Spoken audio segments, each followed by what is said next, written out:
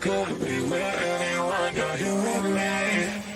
You're here with me. You could be around for You could be with anyone, and I could be with anyone. You're here with me. You're here with me. Hey, what's going on, people? It's a little weird in chat. Let me turn this off a little bit. All right, guys. Hopefully, everybody's having an awesome day, awesome evening. A week has been start off and kicked off the right way. We're going to go through some good old fashioned user polls. But before we get started, I want to make sure you guys can hear me. You can see me. If you could drop those ones in the chat, let a player know. I see it. Excuse me so much. Thank you so much, Lizzie B. Appreciate you. Make sure you guys hit the like on your way in. That way you don't have to remember later on. Assuming that you like it. Thank you so much. I see the ones lighting up. Let me drop this down a little bit so I can actually see it when I'm doing my thing. All right. Hey, what's happening? Did I get your email? I did not. I checked the emails earlier. I didn't see anything. Let me take a peek a leaky before we get started. Just so. Okay. Okay. All right.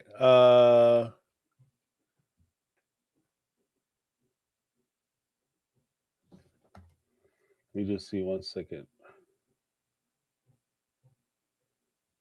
Oh no. That's awesome. That's awesome. Wish I was going with you. Wish I was going with you. That's awesome. Congratulations. That's incredible. Let's give Lizzie B might be missing a few live streams, but we're gonna support. So go ahead, give her drop some hearts in the chat for Lizzie B. We're on to a new adventure with the hubby, which is awesome. You know, here we celebrate love, so I'm not mad at all. That's awesome. All right. Yeah, we have a lot going on. We have a whole bunch of super chats. Now, normally I would come on and give my little ranty rant for like a half hour or so, but we have a lot of not super chats. What am I talking about? We have a lot of speak pipes. So folks got active on the line.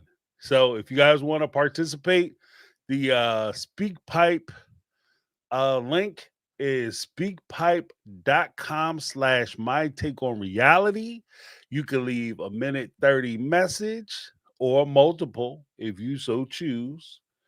You know, it is up to you, and we will go through them as you guys leave them. So, like I said, it's a way for folks who maybe, because some people don't necessarily feel comfortable getting involved with the live stream show where I open up the phone lines, or maybe the timing is off. Like you might be part of the replay crew, which is also very cool. Thank you for rewatching. But this is an opportunity for you to be able to call in and leave the message. Now, the beautiful thing about SpeakPipe is when you leave the message, it's not you, as soon as you stop it, it just gets uploaded. It gives you a chance to go back and listen to what you said. And if you want to revise it, or you don't feel comfortable with it, you can always delete it. But if you always have a chance to do that. So yeah, we can let's drop that SpeakPipe. There it is.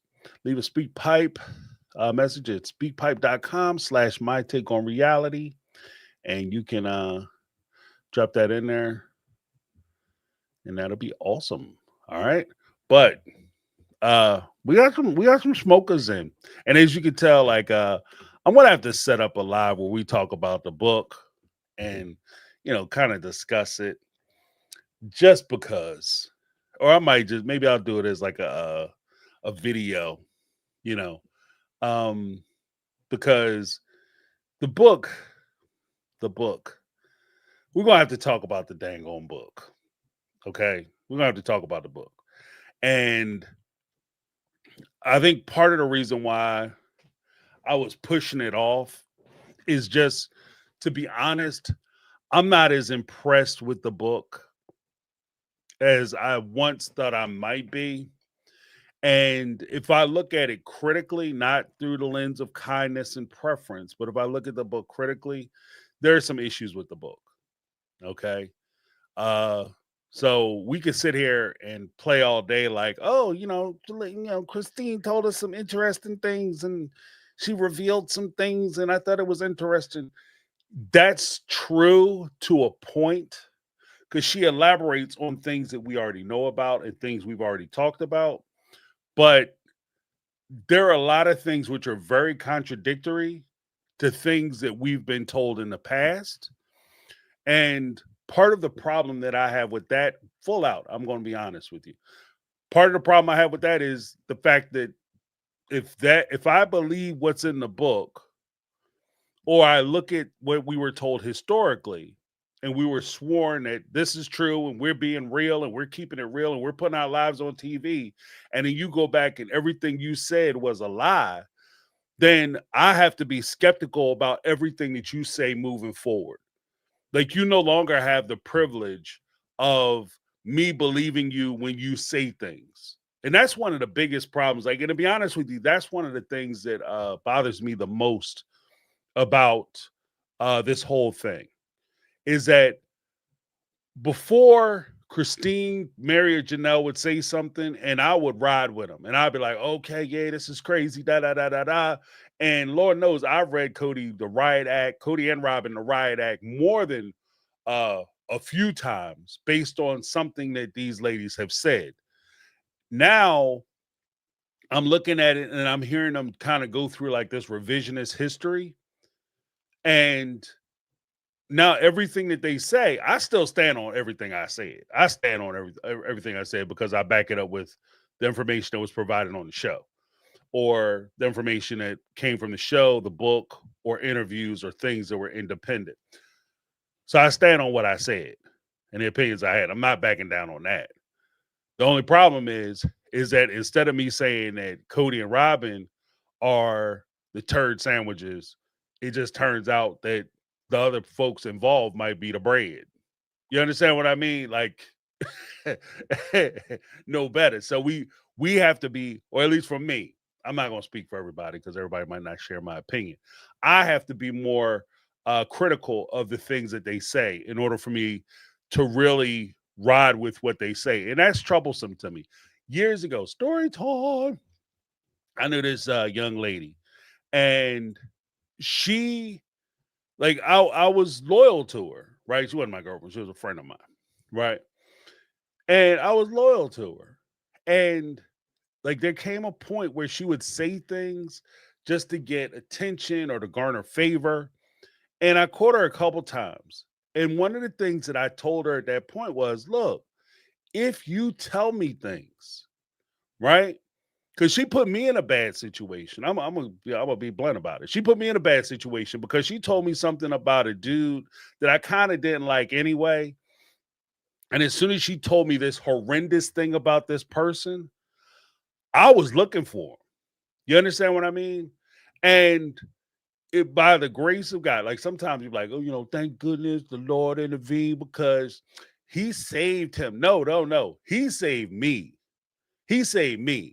Because had I caught up with that dude and did what I initially wanted to do, like, I wouldn't be sitting there on this live stream. You understand what I mean? It was like that. It was that deep. It was that crazy. And then like, it took me a little while to get where I needed to be. And on my way, like, I had a chance to calm down and think about what she had said and what was, like, what made sense, and critically think about what was being accused and how it was being accused. And for some reason, like I said, grace of God, when I pull up and I see dude, like, I took a moment to listen to what was going on and what was happening. It turned out she was lying. Like, she lied because she just wanted somebody. She felt like she was stranded and she wanted a ride. Like you lie to me and put me in a situation like that because you wanted a freaking ride. Are you nuts? Like, you don't do that kind of stuff. You don't accuse people of that kind of thing. That's how people wind up in the cemetery or prison, behind stupid ass lies.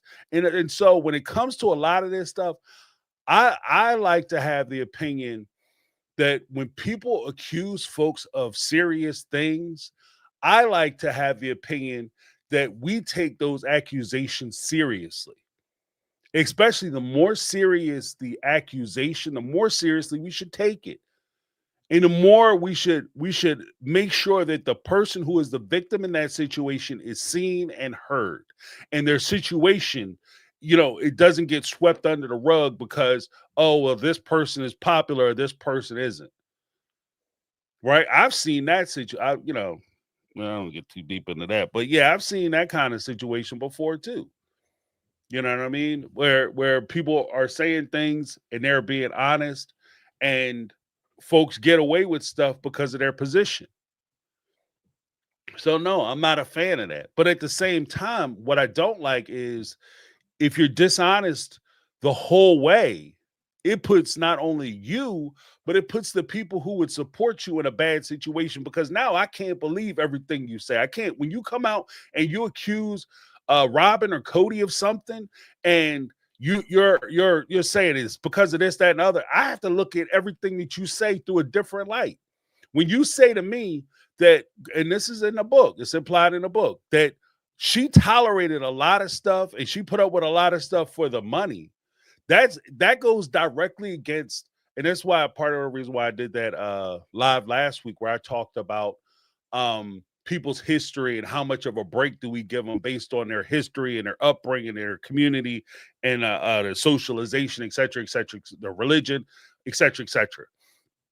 Because one of the points I made during that time was, we're giving them excuses and pardons and reasons as to why they stayed and why they did what they did that they aren't asking for. Christine never not once came out and said, oh yeah, I stayed in the cult because that's how I was raised and it was wrong, and I realize now it was wrong. She still abides by the practices of the AUB. She's just not a member. She still abides by it. She's not talking bad about polygamy. She's not talking bad about these marriages and these situations, the institution. She's talking about how great her life is because she got out. She also said that she stayed in these relationships because she was making money. Or if that's the best case scenario, the worst case scenario, she was chasing a dude around trying to get a man's attention. Bump her kids, bump everything that she got going on. It was all about that opportunity. Or was it the opportunity of being on a show? And now we're sitting around talking about Cody, Robin. But there's a possibility, folks, and you know what I mean? I hate to be the one to break this to us or break it down like this, but there's a possibility that as much as we say that Robin stuck around, the only reason why Robin stuck around was because of the show, that might be good. That might also suit the OG3. So we got to look at it critically. That's all I'm saying. I'm not even really coming out right now and saying that this is what it is. I'm just saying we have to put the possibilities on the table and be honest about it, because that's the only way we could. Because if we're not going to be honest and we just have preferential people that we support based on who they are and the situations they were in, and forget the facts. We don't give a shit about the facts. We don't care about what happened. We just like these people. We don't like those folks. Then we're no better than the people we're talking about. You understand what I mean? That's kind of where I'm at. Let me know if you guys disagree. You might disagree. But on this channel, I welcome disagreement. So you're more than welcome to disagree with what I say. You're more than welcome. I'm not soft shoed that way. I'm not going to sit there and cry and belly moan and talk about getting you canceled because you disagree with me. Get them off there, moderators! Get them right away. No one can disagree with me on my live. That's ridiculous. Okay, because I'm the first one to say that I don't know everything. And to be honest with you, also the first one to say that I am not friends with these people. I don't know them. Only thing I know about them is what I see on TV, what they say in interviews, and what I put together based on my information as far as how interpersonal dynamics work. That's it. They are not my friends. We do not hang out on the weekends. We're not barbecuing at each other's house. They, you know what I mean? I haven't been to one of their picnics. I don't know shit about them other than what we see. So what they're capable of, what they're willing to do, what they're not willing to do, who knows? Um,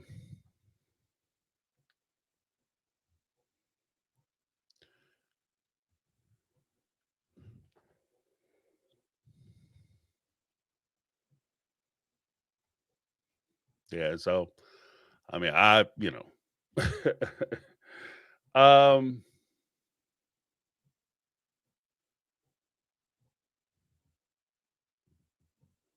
what is this? If they still look our Twitch, if they still believed in a principle or something, I could give them some grace. She missed being laid by Cody for some reason. That's why she left. The neglect of her kids wasn't enough. Yeah, yeah. I mean, like I said, there's some things that are, you know, I guess in a way, maybe it's she realized that it would be in Christine's defense, maybe she realized that a lot of stuff she said was going to be controversial and she just decided to say it anyway. But because it's her truth, which I respect that too. But we gotta be on point, you know. Okay, what's this? Megatron. Yeah, we got some messages from Megatron. She'll be on the show later. Uh Local bingo. I called her so many B words reading how, and I'm sure it wasn't bestie. That's not the B word you were referring to. Bestie. Uh, I called her so many B words reading how she made excuses for the abuse towards the kids, yet when he wasn't called it when she wouldn't get her rocks off anymore. Yeah, yeah. She rolled out when he wasn't coming prescribing that vitamin D anymore. He took her off the prescription list. Then all of a sudden, we can't be together. And then see, I'm gonna keep it all the way above. I'm gonna keep it all the way above. All right. That's just the way I think. I've heard people during the course of breakups come out and say stuff like, "Oh man, her cootie cat is trash. Oh man, that wing dang ain't no thing." People say all kinds of wild stuff. Oh, he like this. He a little tiny man. He a little baby man thing. You know what I mean? All kinds of stuff. My question is, if you wasn't digging it, who's the dummy? If you sat there with this dude letting him hump you and jump you and pump you for 20 damn years and you wasn't getting nothing out of it, but clearly he was having a good time walking around with 18 kids. That's at least 18 times he finished up. You know what I mean? Dusted you off. So what we talking about? I mean, well, he got 18 kids, 3 of them ain't his. So, 15 times. This dude popping the Ides of March up in that joint. So what are we talking about? Who the dummy? Like, you sat there with him for all this time, let him jump on your back, and he ain't doing nothing for you. He having a good time. And that's why I say kids are just a receipt of him having a good time. It ain't a receipt of y'all having a good time. So if you wasn't liking it, shame on you. You better get yours, because I'm damn sure gonna get mine. Yeah, I mean, that's what he going there with. You better get yours. You responsible. That was actually one of the rules I had when I went out when I was a younger dude. Everybody, because I was like live for the party, that when you went out, we would go out. One of the things I would say, look, I am not responsible for anybody else's good time. So I am not a clown. I'm not an entertainment piece. We're going out together. We're going to have fun. I'm going to have fun, but you're responsible to make sure you have fun. Don't come up to me talking about I'm bored, because if you say you're bored, that means you're boring, especially if I'm having a good time. So, yeah, you better make sure you get yours. I'm just saying. Just saying. Especially if you with a guy where when it's over, and he don't care. When he done, it was like, okay, it's nappy night time, you better make sure you get it early. Don't be waiting around. We gonna finish together. You better not finish that race together. You better try to find some shortcuts. Because Cody do not strike me as the kind of guy who even asks, like, you had a good time. No, he don't give a shit. He be like, that was the best ever. I did it. Put my thing down. I tell your ass up. I'm in there breaking backs, baby. That's what I do. I can't even see him. Like, you know what I mean? Anybody who asks a woman for a 1 hour massage before he graces her with his presence, he is not the one. He is not concerned about what happens with you. So you better take care of yourself. You know what I mean? I don't care what you got in a nightstand. You better have something, because this dude is not worried about you. He is not going to help you find it.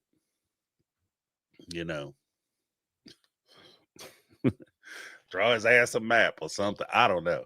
But let's get to these. I'm really. We're about to go dog James. Let's go to these. Whoa. We got some speak pipes. Let's hit some of these speak pipes up. Jody Periscala, what's going on? I like I said, I'm trying not to be too offensive, be too graphic, but y'all know what I'm saying. We all grown folk here, so we all know. If you don't know, my heart goes out to you, because that shit is ridiculous. Ain't no way in the world. Ain't no way in the 2-hour massage.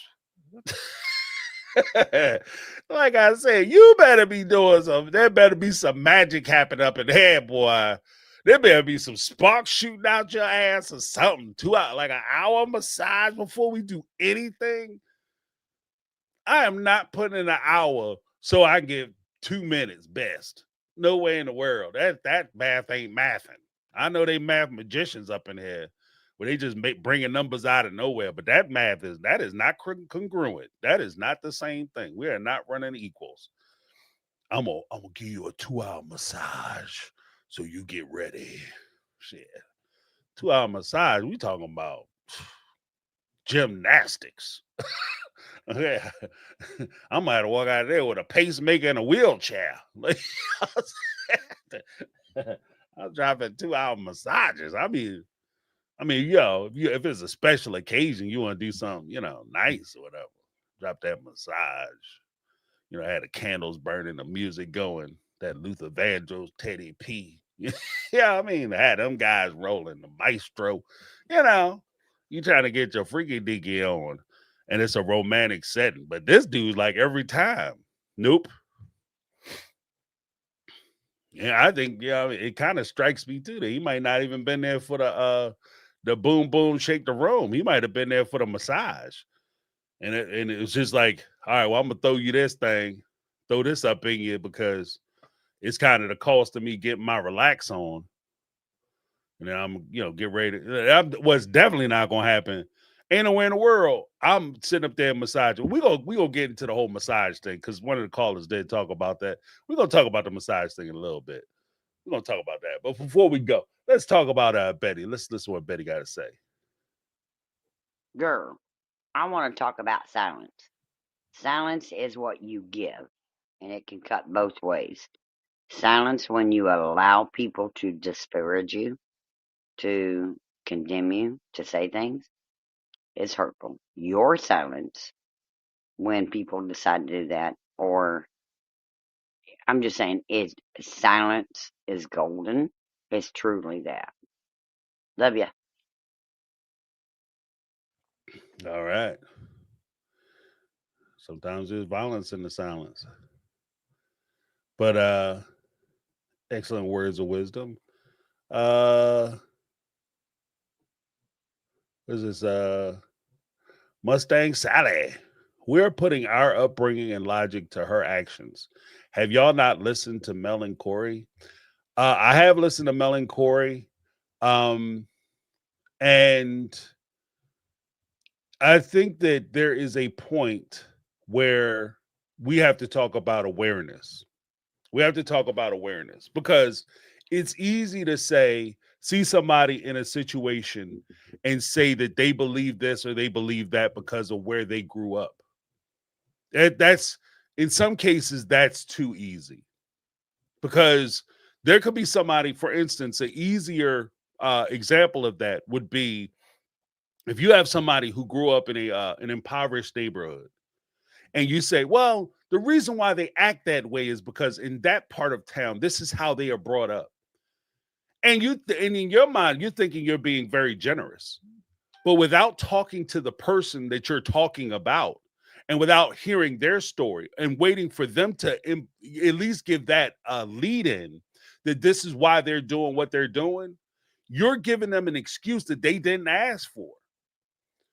Mary, Christine, and Janelle have all taken a position that they are smart, independent, strong women, strong-willed women.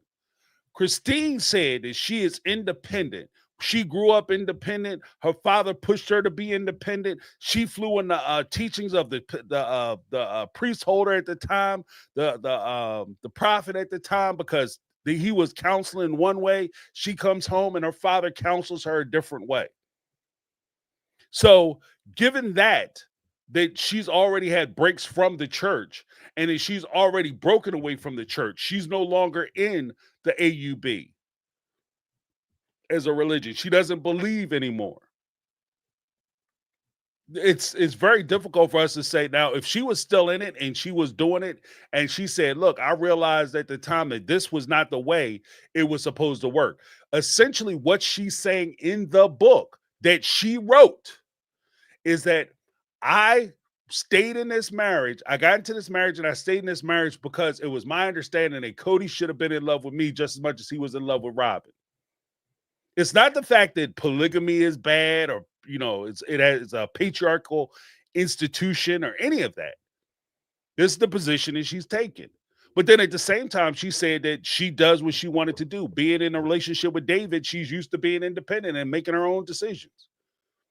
So it's hard to say that she's subjected to being under the thumb of one person, and then at the same time she's not under that same guiding principle. That's all I'm saying. So it's not that I'm criticizing her because she didn't do what I think she should have did from the jump or from the rip. I'm saying that when she says and has demonstrated that she's being dishonest, we have to call that shit out. Like, if you tell me one story and then you go back and tell me a totally different story, then I can't just say, oh yeah, she probably just confused because of the way she was raised. No, I mean, the difference between honesty and dishonesty. You know the difference between truth and lies. Why you lie might be a reason, or there might be an excuse as to why you would lie. But let's not pretend that we're going to pretend like everything she says from that point forward is honest and true. If you are known to lie, then I can't believe what you say. That damages your case. And I'm gonna be honest. I'll be blunt about it.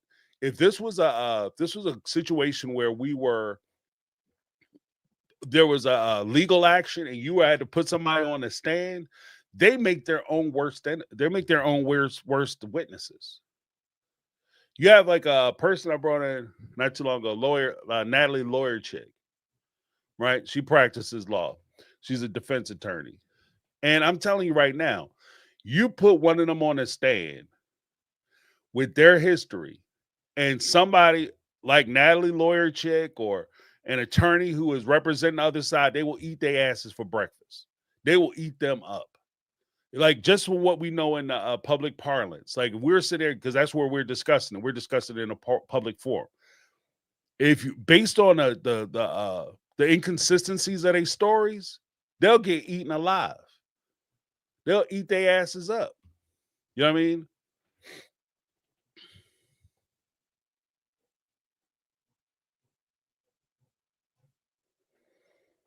Yeah, okay, James, we can agree to disagree. I'm not on this earth to judge. I'm not judging either. I'm just looking at their situation. But I agree with that.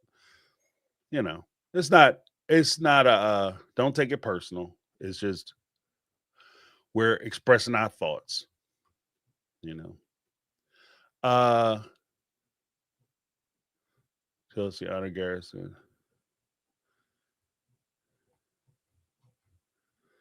Yeah, but at the same time, here's the thing too.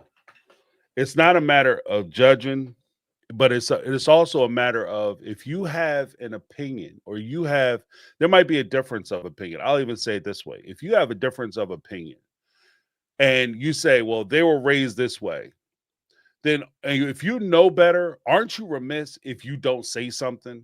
If you sit there and just say, oh, that's just the way they raised, that's just their culture, their background, that's just how they do shit. Right. But you understand that is dangerous for them and is detrimental to their families and to their kids. But you don't say nothing. Then you're just as culpable, if not more culpable, than a person who is doing the wrong thing to them. That's where I'm at. So I'm going to speak my truth and I'm going to say what I think, because at the end of the day, but the only way we improve as a people is if we have open communication about things that we think and things that we believe in the situations that we find ourselves in. If you're in a situation, the same way we can make arguments, and I said this last week, the same way we could make arguments about how we can't judge what Christine and Mary and Janelle were doing and the decisions they made. I could make those same exact arguments in defense of Robin and Cody. 1000%. I could make those same arguments for them. They were raised that way. Cody was brought up by a person who wasn't necessarily the most doting father in the world. He wasn't a soft guy. He wasn't one of these progressive dads who make sure that you're taken care of. His dad was hard. As far as I understand, as far as a lot of the people who knew Cody and knew his father, including his nephew, they all said that his dad was hard. His dad was a hard rock. His dad went out and got 3 wives just because he wanted to have 3 damn wives.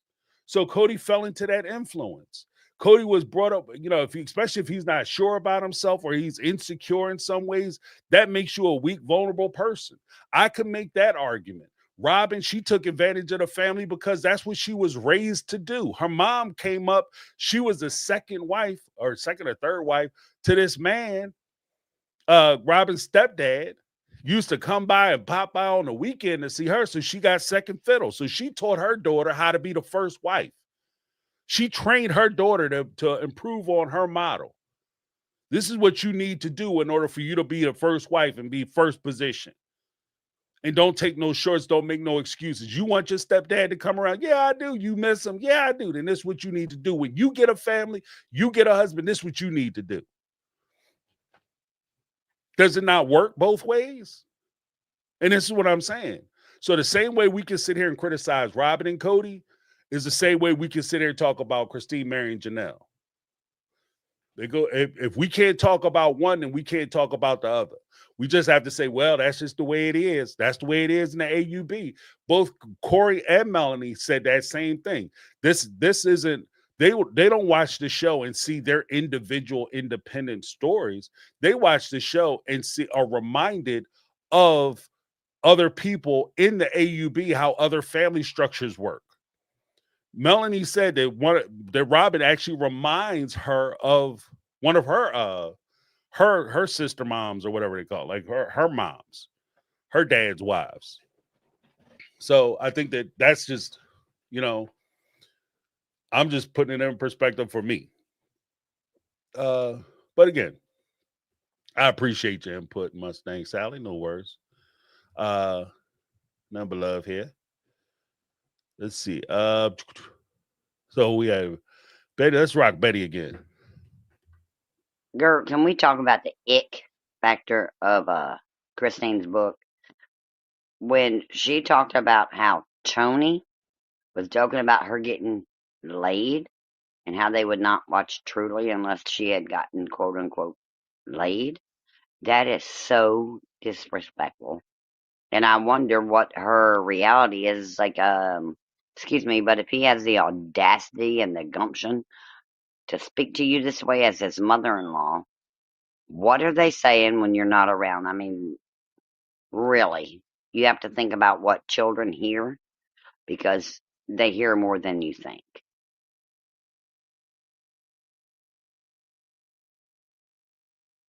Oh, with that, I would say, like, it is creepy. Like, I know, like, Tony is trying to be racy because I think he's trying to, like, this is their audition for the show. He's trying to be edgy. So he's going to say wild stuff to Christine. But I do think that that is a little disrespectful to talk to your mother-in-law that way. You understand what I mean? Like, because it's for me, it's one of those issues where if you are in a position where you can have sexually charged conversations with an individual, then that person becomes eligible for sexual experiences. What do I mean by that? What I mean by that, it's along the same lines. It goes both up and down for me. Like the same way you would have a sexually charged conversation with your mother-in-law, especially in Utah, because they have like if you ever did any other studies, like I'd heard like I remember there was like a whole thing that they were trying to ban like certain sites, adult sites, and the site had actually released their information, like this little politics stuff, but they had released the search and the search history of particular regions in Utah, and there was a lot of like stepmom, stepson interaction, a lot of stepdaughter, stepdad, mother-in-law, you know, moms sleeping with the boyfriends or their daughters and stuff like that in their searches or whatever. So when we start talking about like, we all have these sexually charged conversations, whether she out getting it or not, and then you're threatening her like, we ain't gonna watch your kids unless you get your back slapped. I mean, like it's crazy for you to do it that up. Just like it would be crazy. Like one of my kids were young. My people would come up, and especially I noticed it not so much with my daughter, because I think people are sensitive to little girls, but with my son, sometimes people would say stuff and they'd be like, oh, he gonna be sexy. Like, no, he not. He a little boy. A little boy is not sexy. He can be cute. He can be attractive. You know what I mean? He's a good looking kid, but he is not sexy. We're not doing that shit. You know what I mean? You are not going, like, because you don't have them sexualized, and I think it goes along those same lines. Like, you don't sexualize your mother-in-law. If she wants to have a straight up conversation and have an honest conversation, there are ways for you to do it without being crass. Like I'm doing it now. Like I'm not sitting there saying, like, I'm not saying half the stuff that I could be saying. Let's put it that way. I'm not saying half. When I talk about like Cody and them and jumping on the back and all that, I'm not saying half the shit I could say. Just know that. Like I'm not even at 10% of my arsenal when it comes to the description on that front. So I just think that's kind of the thing for me. But yeah, yeah. I'm with Betty. Like I think that it's a little weird that Tony, and it is also weird too that he takes such a particular interest in making sure that she's having sex and what she's doing sexually, and in him trying to always talk about what his sexual experiences and his sexual prowess to his mother-in-law. Like that, like if we look, I'm just saying, and I'm really not trying to accuse anybody of anything. I'm just saying for me that if I was sitting somewhere and somebody was talking about all the stuff that they do and like to do sexually in front of my wife or my kid, I understand it. That's audition tapes. That's what usually that's what that's indicative of. Like when you start talking about, oh yeah, I get in there, I do some like, I put in some work, son. I take no shorts, and I take them big, tall, small, crippled, crazy, boy. I do, yeah. I have like a whole thing. I don't even care, man.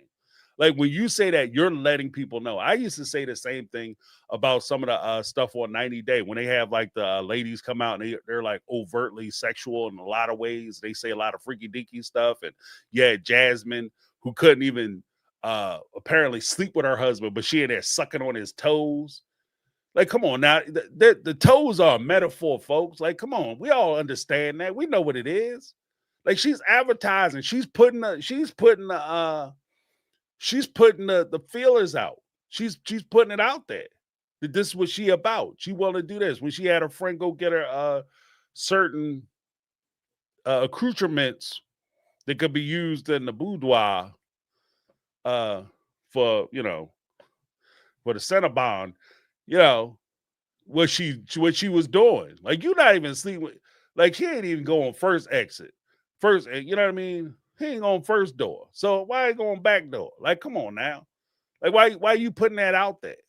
But that's advertising. You're letting the fans and the people who are watching the show and the men who are willing to kick in some dollars to be with you, you let them know what it is, what you into. It's advertising. And I kind of take, when you start having those kind of sexually charged conversations with a woman and you're a young man, you know what I mean? You letting, you know, in a weird way, it's like Tony's letting Christine know, you know, if you coming up short, you feel like you lacking, which is creepy as hell to me. Like, don't do that with your mother-in-law. Like, do you really want to have those conversations with her? It's just weird, you know? And you say, oh, that's just the way he talk. Let me ask you this. Do he talk like that to his mom? Do he come home and ask his mom if she get bent over? You understand what I mean? Like, let's keep it a buck. Is he, or, you know, if I say that to him, am I being disrespectful? You know, are me and him going to be rolling in the dirt because I'm talking shit about his mom? If I say the same thing to his mom that he's saying to Christine, are me and Tony going to be out back with our shirts all rolling in the dirt? That's where I'm at. Just keeping it a buck. Let's see. Mary. Let's see what Mary has to say. Hey, James. I just want to talk to you about the square that was shoveled in the driveway with Robin and Cody outside talking. I'm guessing at that point, Robin was not allowing Cody to talk about the OG3 or the 13 children. Those names were not to be spoken inside her house. If she had to bundle up, put on a winter coat and boots to go outside and have the conversation, that is what they did. And that is why they were outside having that conversation. Also, Cody even alluded to that and why he had to go to a new house for a new start because of the 3 divorces in that old house. So again, I am all believing that Garrison's photo in the garage is about the best concession Robin is going to make. But I don't believe that Cody, Robin, or Robin's 5 children can speak about the OG3 or the OG13 children. I don't believe Robin allows those names to be said in her house. It's really sad, and gosh, I hope I'm wrong, but it just seems like that is the way they were going. Why else would you go outside in the middle of winter to have a conversation when that could have easily just happened inside? Well, let me know what you think. Thanks. Bye. Well, here's the thing with what Mary was saying, and you know, she might be onto something. I'm not dismissing it at all.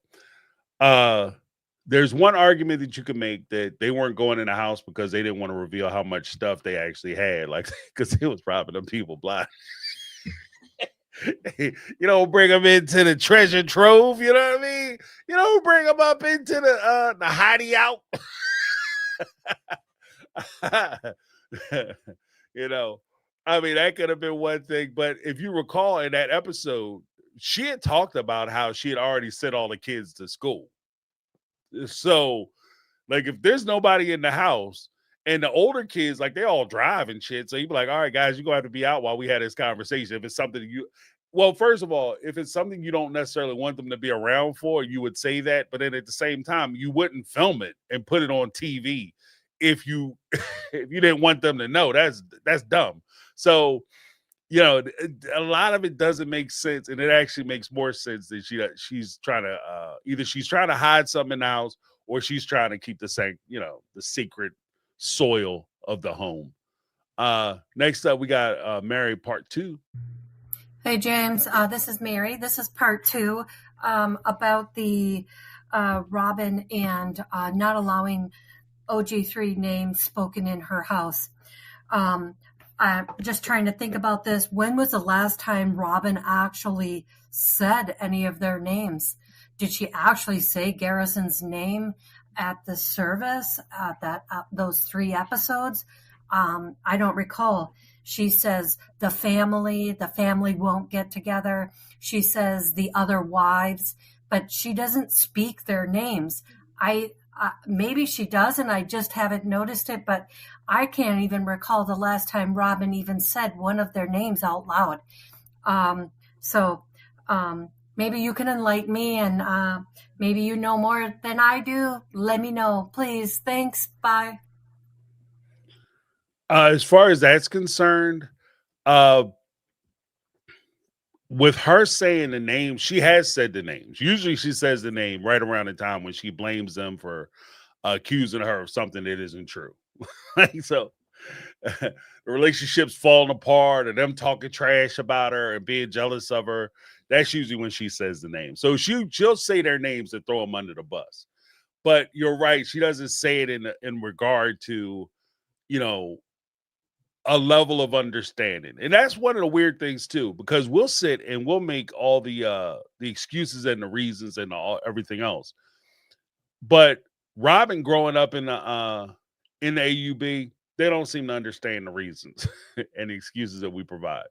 And even with regard to Robin and Cody, like the ladies aren't sitting there making excuses for them, saying, oh, well, this is how we were raised. This is just, how Cody was brought up, et cetera, et cetera, et cetera. They got all kinds of rules and standards that they're holding against Cody and Robin.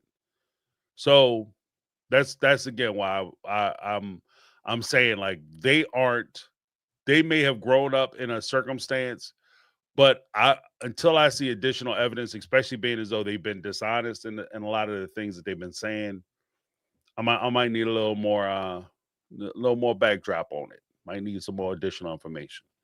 That's all I'm saying. And again, I'm not even coming out outright saying that these are bad, horrible people. I'm just saying that, things have been said that have been proven not to be true. So I cannot necessarily blindly go along with the things that you say in addition. So when I find out that you're being dishonest, I can't just, okay, well, I have to believe them because the way, they have reasons for why they lied. I mean, that could come into part of my calculation as to whether the veracity of what they're saying, when I'm weighing the veracity of what they're saying, based on their upbringing, based on their community pressure, their social pressure, et cetera, this might push them into a situation where they're dishonest.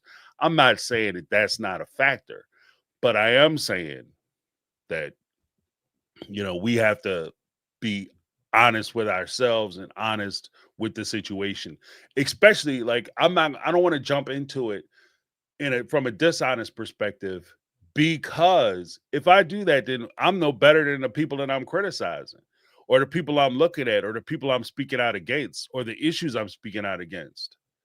If we're going to say that, if in the Johnny Depp case, Johnny Depp and what's her name, Amber Turd, right? When you get into that situation, believe the victim. She said some terrible things about Johnny Depp. Now, were the two of them good together? Hell to the no. It was that relationship was unhealthy than a mother, right? But when she started telling stories, it didn't make any damn sense. I can't just say, well, based on her upbringing and the fact she didn't really have a good relationship with her father, that gives her an excuse to go ahead and ruin a man's life because, she didn't get hugged enough as a child. Like, that's not a thing. So that's why I'm kind of hesitant about it. But at the same time, like, with some of the accusations she was leveling against him, I saw why he got fired from Disney. Some of the stuff she was saying. But then it's unfortunate that some of those things turned out to be not true. And I'm not even ready to say that Christine's allegations against Cody aren't true. Right? Because I do believe that there's a lot to what she's saying. I think there's a lot to it. But I think that, the reason as to why you're saying it, why you're offended now when you weren't offended then, I don't think it can be attributed to just she was brainwashed and she didn't know that, sitting there watching your daughter die, might be cause for you to leave, but only if she passes away. Just saying. Janet. Hi, James. This is Janet. I was just wondering if you had seen the clip going around YouTube of Cody being on Special Forces, and I think, I'm not sure exactly um, where I found it. I think it was somebody like just doing commentary, but they showed like a short clip of him getting his face like pushed into the mud by what looked like a military person. Anyway, uh, I don't know. Was wondering if you had seen it. I think that's going to be interesting to watch. I'm excited to see Coda's reaction to that. Hope you're doing well, and yeah, just was wondering if you saw that. Okay.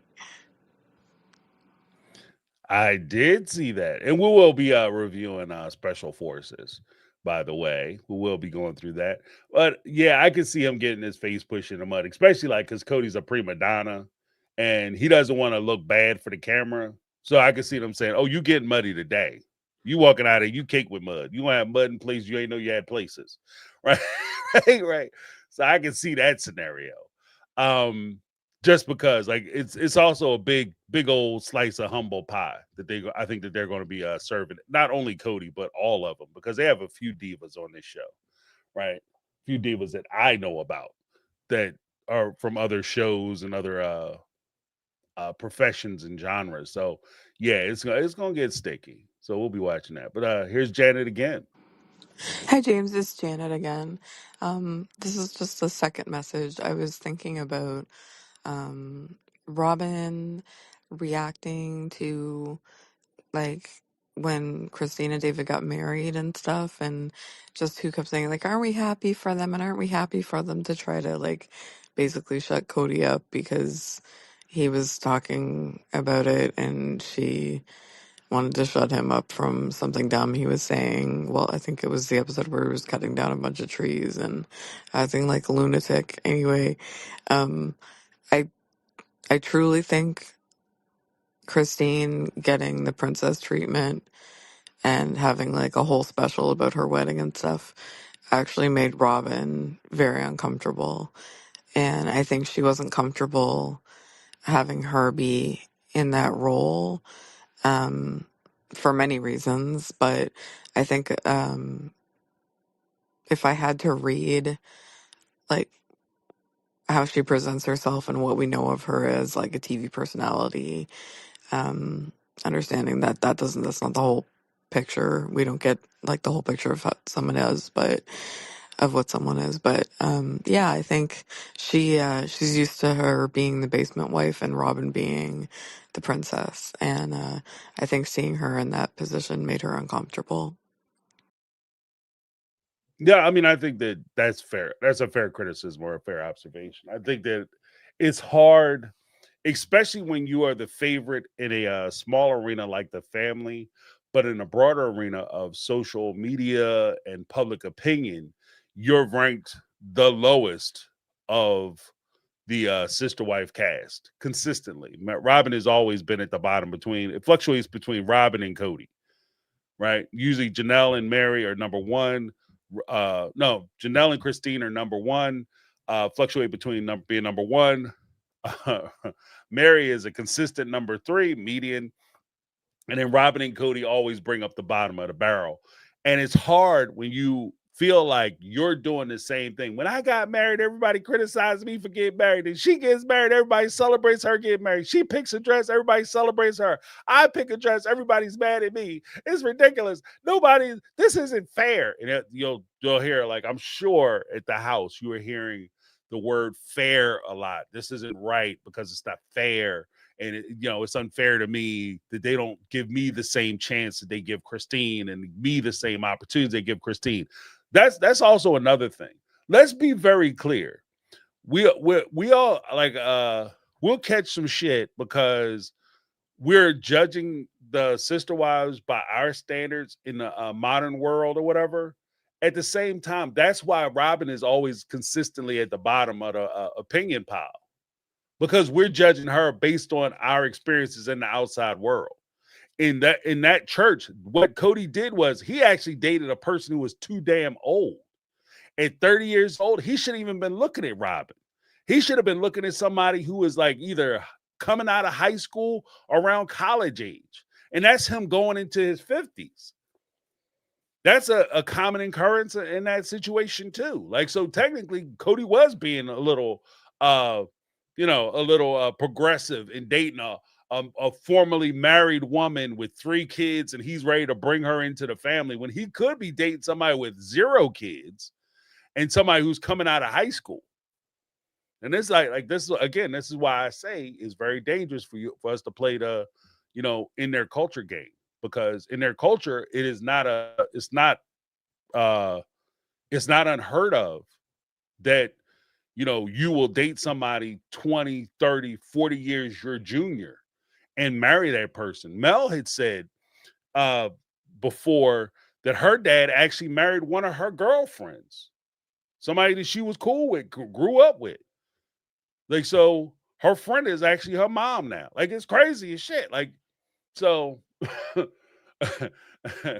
in that culture, I could make I could play the switch-o change-o game. In that culture, it would be normal, and Robin is getting an unfair shake. Ooh, gives me chills just saying it. Give me a little cringe just saying it. But again, I don't like doing that, but I can do it. It's not that I like or dislike doing it. I have the ability to be able to argue the sides of situations. I can see both sides of a situation. And in this case, that would be one of the defensive. If I was on Robin's side and I wanted to argue for Robin, that would be one of the arguments that I would make. In their culture, everything Robin did wasn't wrong. She didn't do anything wrong, because she married into a family. They should have known somebody was going to marry into the family. The wives should have expected it, and they should have welcomed her with open arms. She was defensive about her kids. That was because of the way she was brought up. She grew up in a situation where her family life wasn't steady because she didn't have a good relationship with her natural father. Her stepfather, the person that she calls dad, would only come by on the weekends. So she wanted to make sure her kids had something more steady because she understood the pain that was associated with that. When she came into the family, the public had ridiculed and criticized her because she was the young booty coming in there taking all the time and attention from the other wives, because Cody wanted to come and spend all his time with her. But at the same time, in that culture, women are basically second-class citizens. They don't have equal rights to men. They damn sure can't tell a husband where to go and where to spend his time. If Cody chose to come and spend his time with Robin, there's nothing Robin could do to tell him, you need to get your ass out the house and go down the street. That's independent modern woman thinking. That's why Janelle got in trouble. You see what I mean? This shit is easy. I can do this all day. And then you turn around and say that in Robin's defense, you could also make the argument that this is how she grew up. This is what she understood. She couldn't question Cody. If anything, it's on Cody. Cody should have decided where he was going to spend his time and been more equitable with his time allotment with whose house he went over to. Like, you understand what I mean? Like, that's what I'm saying. Like, that's why when we make these assessments, we are judging from where we are. Just like they're making decisions from where they are, I'm looking at this from where I'm from and my experience. And that's how I can't judge it using their experiences. Here's Tanya Kata. Hey James. So I'm watching your show from last night. I totally forgot to call in after all this time. So I did your poll was awesome, and I'm thinking I would have gone with C, which would be both, that yes, while we have to give them some grace because of how they were raised, also they need to be held accountable. I mean, they're adults. Adults need to be held accountable. But it got me to thinking about their MMLs that they do, and how, yes, we need to be giving them grace in that they were raised that way. You know, that is how they are raised to make money, is through like pyramid scheme type of stuff, if it's not child labor. And of course, they're going to go after the people that are not going into the kingdom of God, the people outside of their cult that were, you know, us out here, they're going to hell. They'll take our money, but they won't save us, you know? So that is ingrained in them to make money that way. And so I guess I would say, okay, you got to give them a little grace on that. But at the same time, now that they're out of that culture, they should realize, like, hey, yeah, you need to make people make money, but they don't make money that way, you know, like off of the backs of other people. And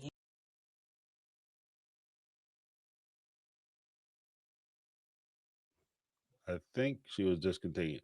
Here we go. oof, just be cutting you off like Monday morning traffickers. Anyway, so no, that was my thought with that. My other thing is I watched Cody's interview with Access, and ugh, ugh, he's doing everything that you are saying he's doing. Like at 100%, he's doing everything that you are saying he is doing. And I'm scared to say it might work. I tried to watch it as if I've never seen anything Sister Wives, and I stumbled upon this guy that, you know, I may have seen people talk about on the internet or on TikTok. And yeah. Um, and I'm sitting there watching it and I'm like, okay, yeah, I might think like this dude, yeah, maybe he was a jackass, maybe he jumped into more than he could. And now these women are bitter, you know, they got away, but they're bitter. And then it was annoying because he kept saying like, oh, every time he references Robin, he can't just say "and my wife Robin." He has to say like my beautiful wife, my shy and beautiful wife. And I'm like, why does he always have to use adjectives before he just says her name? And he's putting that out there so that people will be like, oh, okay, that's why they hated her. She was probably the pretty one when she was young. Like she was the most, they hated her. Like Mean Girls, they hated her because she was the pretty one. And I Dang it. All right, here we go. Third one. And then, do I think Cody and Robin are worse, or are we just holding them to a stricter standard? I think Cody is worse. I think Cody has always been a terrible person. And them saying, oh, he changed. No, he didn't. That's who he was. He just couldn't be who he was because he was broke ass. Once he got the money and the girl, and like you say, another place to go, he went. That's who he is. Robin, I would say, yeah, we are being harder on her because she also is a part of that culture and she also learned everything she did through that culture. There were Robins in every family, and she chose to be that wife. She chose to be that one that's going to manipulate the situation and rise to the top. And that's what she did. And I mean, we have to, I kind of give her props for that. I mean, I love the OG3, but she did what she did from a culture that she was raised in, and she saw what gets the most. She's a Libra. I'm a Libra. And a lot of times I'm like, oh my God, I can't believe she did that. But honestly, if I were in a culture like that, I wouldn't want to be the Christine, the basement wife. I wouldn't want to be, I mean, she played the game. Thank you, Tanya Kata. Yeah, I'm also all over the fact that the apology tour serves two purposes. One is part of his redemption arc because it shows growth on his part, right? So, well, theoretically, I'm not saying he is growing. I'm saying the perception of it is that he's growing. Look, I've made bad decisions. We all made bad decisions. That's my favorite is when you say, like, in order for me to apologize, I have to acknowledge what you did wrong and say, we all made mistakes, you know? So he's doing that shit, right?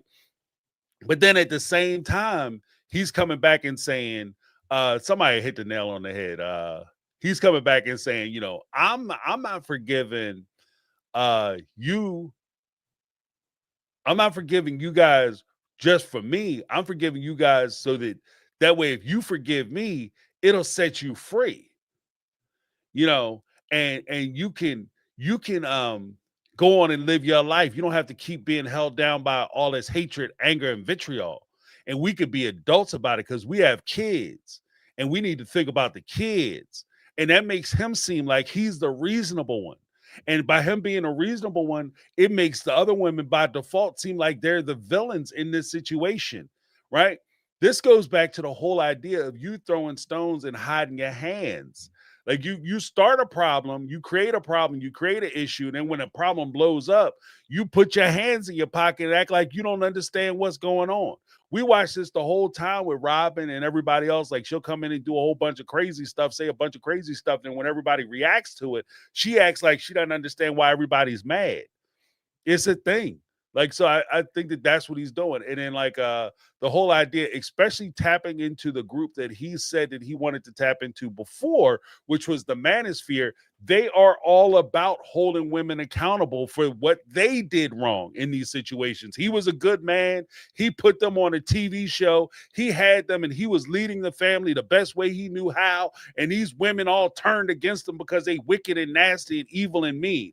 And when he says that my kind, beautiful, quiet wife, he's basically saying that Robin's one of the good ones. These other women are shit wives. They're shit women, but Robin is the real one. She's the real one. That's why I think he does, like he goes out of his way to constantly build her up because he's trying to give the signals to the manosphere that Robin is the one who's subservient. Robin is the one who does what I tell her to do. Robin is the one who's bending the knee to me, the king in my castle. That's why when you guys come after these women, y'all let them know that Robin is the real one and these other women are the ones who did everything wrong. And by that fact, the fact that he's doing that, that's why I say that he's not experiencing any growth. And that's why I'm not willing to give him any grace when it comes to his whole apology tour. But again, for somebody who hasn't been following this show or looking at this show, they're not going to pick up on that nuance. It's just going to look like, and this is also why I was saying that if the women, the OG3 are going to come out with a tell-all book, you need to come out with your book now. Come out with your book now. Release your books now. Don't sit there and wait for the show to be over. None of that bullshit. Come out with your books now, because if you don't release your books now, the way Cody is setting this up, if he does this, executes this just right, then when you come out with your book, it's going to look like it's you. You're making up stories, because at the end of the day, if I did something bad to you, the question that they always ask, and this is again part of victim blaming, I'm not even hiding that point or that fact. When they come out and they want to defend that person who did the wrong, one of the things, the tools that they use first is victim blaming. And the first part of that is, when did you report it? When did you come out and say that this was the case? This dude's been treating you like shit for 20, 30 years. And now all of a sudden you want to come out when he blows up on special forces. If he blows up on special forces, he gets really popular and they get a spinoff show. Then all of a sudden Sister Wives is over. The OG3 come out with their show. Their shows, if they potentially, don't do well, then all of a sudden you want to start writing tell-all books about the guy that you used to be with. You better come out with your shit now. I'm telling you, if you're dropping a bag, you're messing up. Because if you don't come out with your stuff now and get it on the record that this is what the reason why your relationships didn't work, the reason why they fell apart, the reason why you left the situation, if you don't come out with that now, it's going to look like later on when you do try to come out with your story that is, one, a paper chase, that you're in it for the hunt for money. This is the Quest for Money book. Two, it's going to look like you're making up stories, because especially the worse the stories are, the crazier the stories are, and the longer you stay silent about it, especially being as though you're not in the church anymore. None of you are in the church anymore. So you can't even use the excuse that, well, this is the church and we were part of the church and the community, because you aren't part of the church and you aren't part of that community. So if you don't come out with your stuff, if you don't say what's on your mind and be honest about it, then I fear that your stories will get lost and they will be disregarded, because they are quick to say, especially with the people that he's trying to appeal to. And this is a loud group. This is a very loud group. The people he's trying to appeal to will take your narrative and turn it back on you. That's just where I'm at. I mean, who am I? I'm just a YouTuber. They don't have to listen to me. But that's just how I feel about it. Like, because if you come out with just shit if I come out and somebody asks you, well, what about that James guy? James is cool. He's cool. He's all right. I mean, he's a nice guy and stuff. We just didn't get along. And then all of a sudden I'm, famous, or I have a movie drop or a television show, my YouTube channel blow up, and I'm on like 3, 6, 10 or NBC, ABC, CBS. I'm on like Fox News and CNN and MSNBC, and everybody talking about how awesome my projects are. And then all of a sudden you want to drop a tell-all book.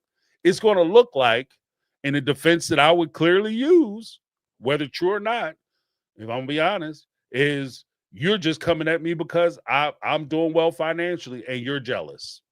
And that's the thing that they've been saying. So just I don't know. I don't know. This is kind of where I'm at with it. And I'm not even necessarily rooting for them to burn a whole situation down. I'm just saying it. If you're gonna say something, say it now. If not, what they say when you get married, speak now, forever hold your peace. That's kind of where they heading to. Speak now, forever hold your peace. Either you're cool with it or you're not cool with it. So, but don't not be cool with it if their careers take off. Robin and Cody's careers take off. Don't not be cool with it when their careers take off. Don't be cool with it now. You know what I mean? But next up, we got Zuzu. Hi, this is Zuzu. My question is, what did Mary actually do that was so bad? I understand that she might have gotten upset and yelled at the kids, or she might have got a little bit of physical discipline, but they're really not saying what she did. They just keep saying, oh, well, she was mean to our kids. Mean how? My son think I'm mean when I say no to buying him a video game, so what did she actually do? My next question is about Janelle. Janelle has constantly said that everything she did with Cody was fine. Like, it's fine, it's fine. But was she really fine? Or was there more to the story? Did she come back just for the show? And then my final question is about Christine. Now, I understand Christine is very naive, but in her naivety, like, did she not really think about what was going on? How did she just say, okay, well, if he killed Truly, I would have left? She didn't think about leaving before that? Like, where was her final scrawl going to be? Because it had to be more final scrawls than just that. Like, you don't get to that point. That was Zuzu. Zuzu with some coming in with some fire. I told you, folks is asking questions. Like it seems as though as a fan base, we've kind of moved past the grace period where we just blindly give to the OG3, and we're just asking critical questions. First question with Mary. As far as Mary's concerned, what did she do? Like, the details aren't that clear. Like, I don't know how crazy she went. Like, the story that Christine told was they went to a store, the kids went to a store, and they asked for some change. Somehow they came up short as far as the change is concerned. And Mary went bananas when she found out that the store clerk reached into their pocket, they dime, they dollar, and put towards the kids' food or whatever. Now, with that part of it, I'm torn. Depending on what was said and how it was said, I'm a little torn just because I could see my parents, not appreciating that, because they didn't send us out to beg either. Like I've personally, I don't know about you guys. I've personally gone to work or whatever, or maybe I have I'm at school and I forget my money or I forget my wallet at home and I don't have any cash on me, back in the day when cash was king. I didn't have any cash on me or I didn't have my wallet, and I wouldn't go around and ask my friends or people who would lend me money. And I know they would give me money if I asked them, but I would just drink water all day. Or if I was at work, I would drink coffee. You understand what I mean? I ride it out. Like, okay, well, I guess I'm not doing lunch today. One thing I'm not going to do is pass the cafeteria. Because then you'd be like extra hungry. Oh, God, I wish I had some of them dried ass fries. You know what I mean? But dried nasty ass fries, the ones I look down my nose every other day. But now I can't believe I don't have them. You know, that stuff, like, I could see that. Like, because it would be a point of pride. Like, I'd rather go hungry than to beg for money, you know. So I can see that, and then maybe, Mary taking that position. I don't know how crazy she went though, because that wasn't very clear. It was kind of like, this is what happened, and she said some things, I said some things, and I realized I couldn't mess with her anymore. And if she tried to embarrass me in front of some people, she would say some things in front of people to embarrass me, and I couldn't ride with that anymore. I could understand that. But it doesn't, like, when you come up to the line of saying that somebody is abusive, like, I think it's almost a duty for you to lay it out.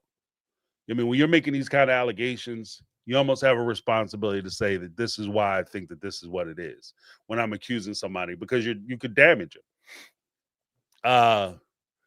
But when it came to Christine, and her decision to leave, I forget the other question, but when it came to Christine and her decision of whether she should stay or she should go, I mean, that's a valid criticism. Like, I think it's valid. Like, you wait for somebody to die. Like, if they pass and I'm gone, like, because that wasn't the first time.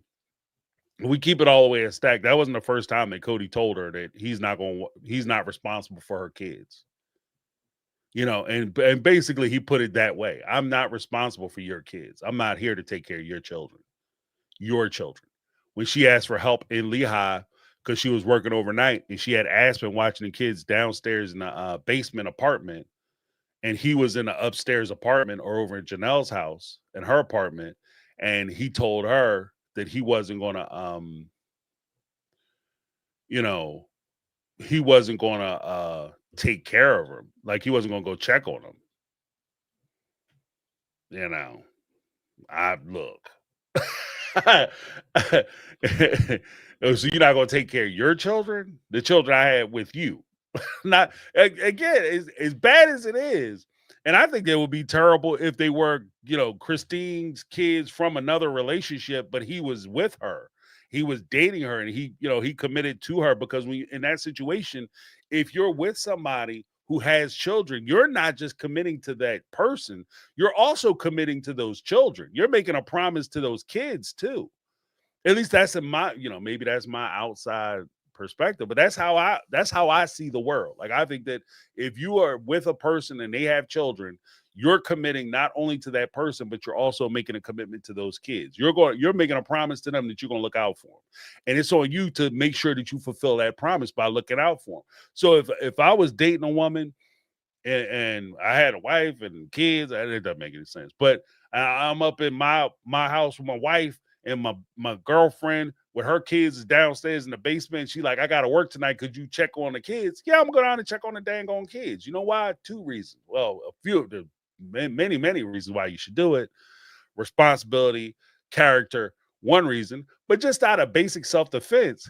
If something were to happen in that basement and the police, the ambulance gets called, anytime the ambulance gets dispatched to a situation like that, especially involving children, and a question of neglect comes up because the kids are there by themselves, no adult supervision, then the questions are going to be asked. And you're not only jeopardizing, because of your laziness, you're not only jeopardizing Christine and her ability to keep and maintain her children, because they will take your kids away if they feel like they're in a dangerous situation. You leaving them in the house by themselves is, worse than you leaving them in the car alone. You can't even leave your kids in the car by themselves, much less in the house overnight alone with no supervision.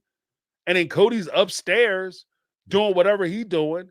And then you guys are supposedly so afraid that the cops are going to come out and take your family away if you guys come to the attention of authorities, but you put yourself in that situation. which is, it just seems incredibly irresponsible and short-sighted in and of itself. So, I mean, there's a lot of stuff going on with that, you know. But again, I guess the question is, can we judge Cody? Because technically, that's the way their culture works. You know, he should be. You know, that's your kids. You got to make sure you provide for your kids. It's not my responsibility. It's not your night. Isn't that a thing? You know, so technically, are we wrong for blaming Cody for that? Hey, James. Brittany. I am catching up on the last few lives, and I have a few things that I want to say in regards to them. First thing is Robin talking about coming to Christine and talking to her about why she doesn't give Cody the full body massages, and then, and the implications of that. And then fast forward to her during the one-on-one where she fixes her mouth to talk about how, Cody has had wives reject him in the bedroom and reject his affection and blah, blah, blah. And I find it interesting because before Robin had Ari, the kids would, often ask, if Robin was pregnant, when they were getting another sibling.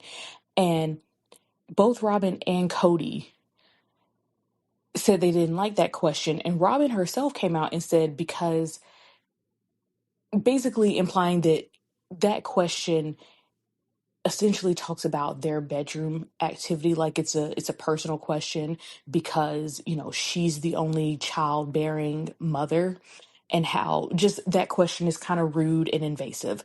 And I just love the irony of Robin thinking that it's not invasive for her to do the same to Christine or any of the other wives.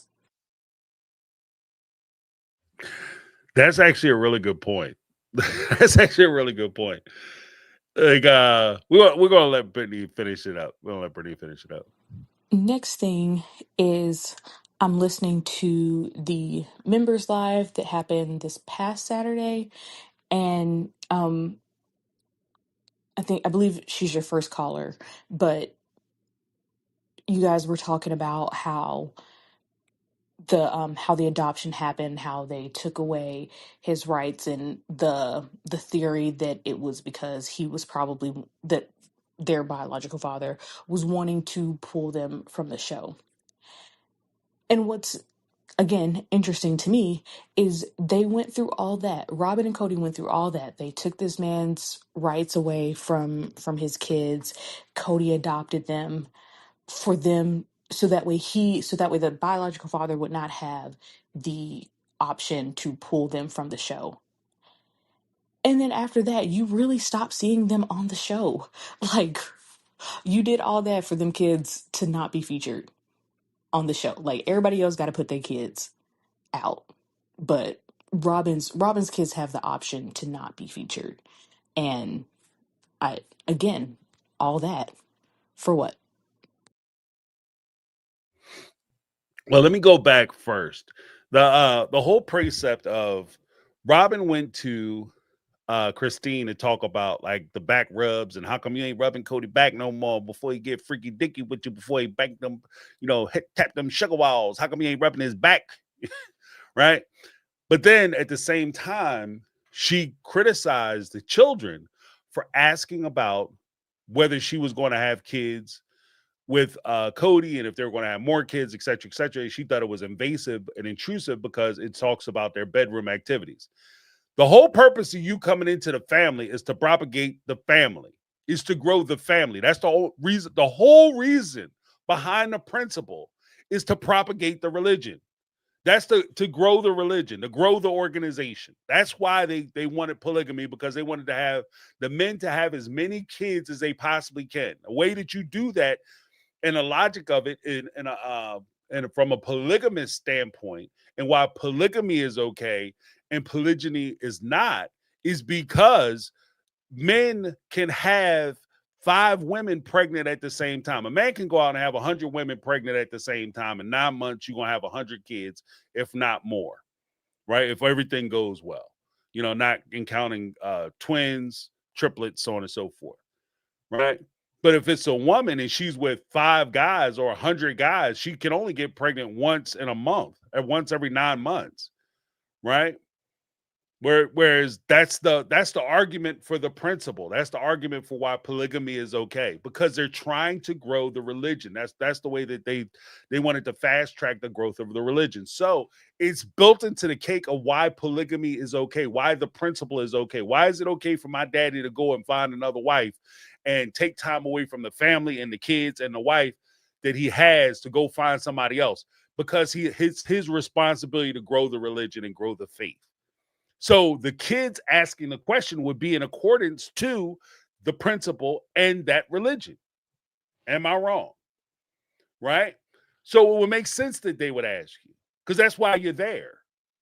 But then at the same time, what Christine does in the recesses of her bedroom, what technique she used, how she gets it, what she does to get it, or whatever the case may be, whatever they foreplay. I guess technically it ain't really foreplay, it's like 2 play.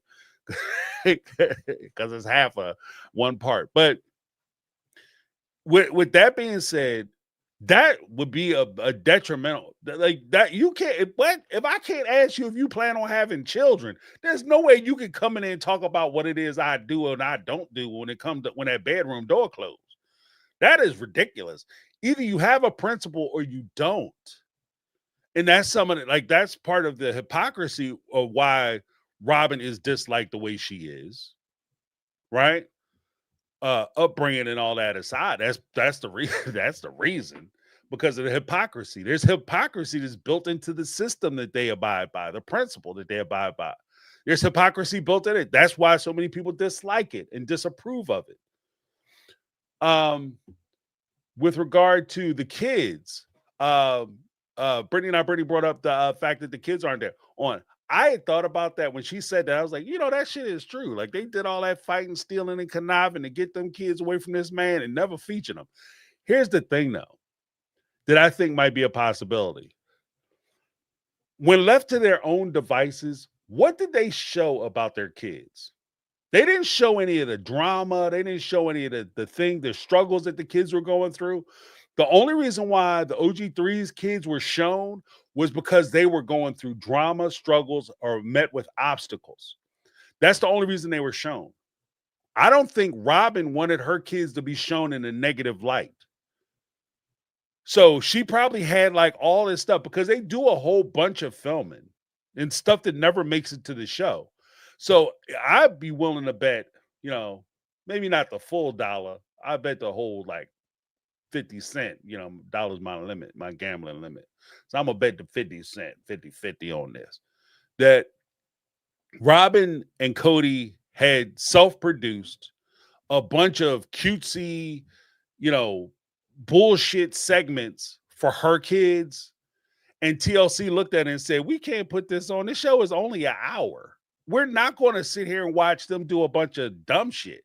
That's the first part. The second part of that is, even if they had something interesting going on, like a football game, basketball game, baseball game, or whatever that they were doing, a dance recital, what's name was up there playing, Aurora and Brianna went up and they were playing the guitar and singing songs or whatever on a little musical tour, because apparently I think that's what they do during the summers. They were doing that. Here's the thing. Per most reality show rules, your activities and events will not be featured if other cast members aren't in attendance at said activity and event. What does that mean? If you got a fashion show, like some of these reality stars, they try to come out with a fashion line.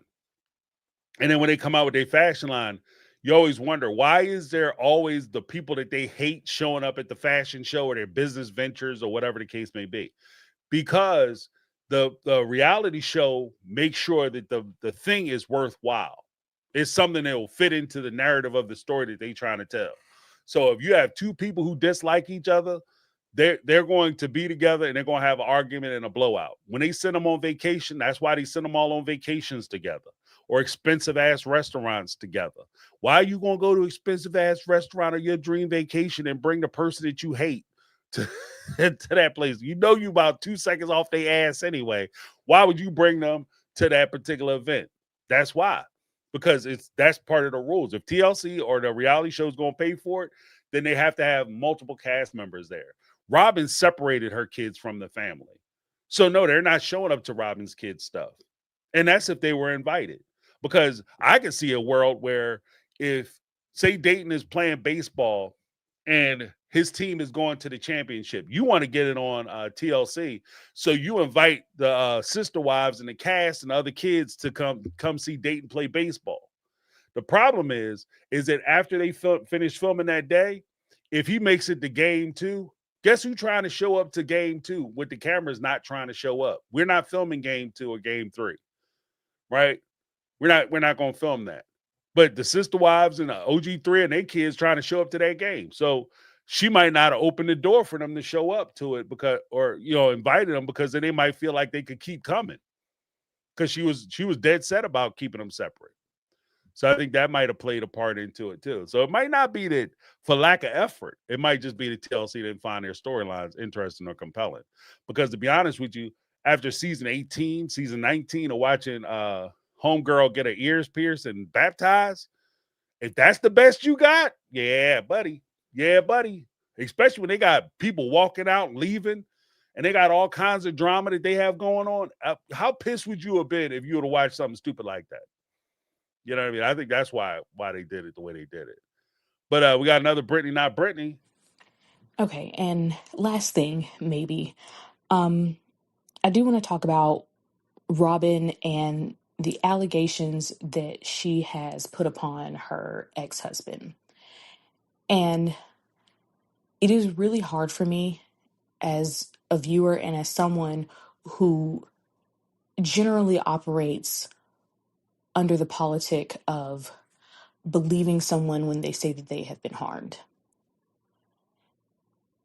And with Robin, it is really hard because she has shown herself to be someone who lies, someone who manipulates the truth, someone who exaggerates the truth. And especially, when it comes to, like the allegations that she has for her ex-husband are the same allegations that she has towards the kids and the other wives. And we have not seen, like, you're on TV, we haven't seen any examples of that. And so it's frustrating because if this harm that she says happened to her, it's terrible and she didn't deserve that. But now nobody believes her. And that is her fault because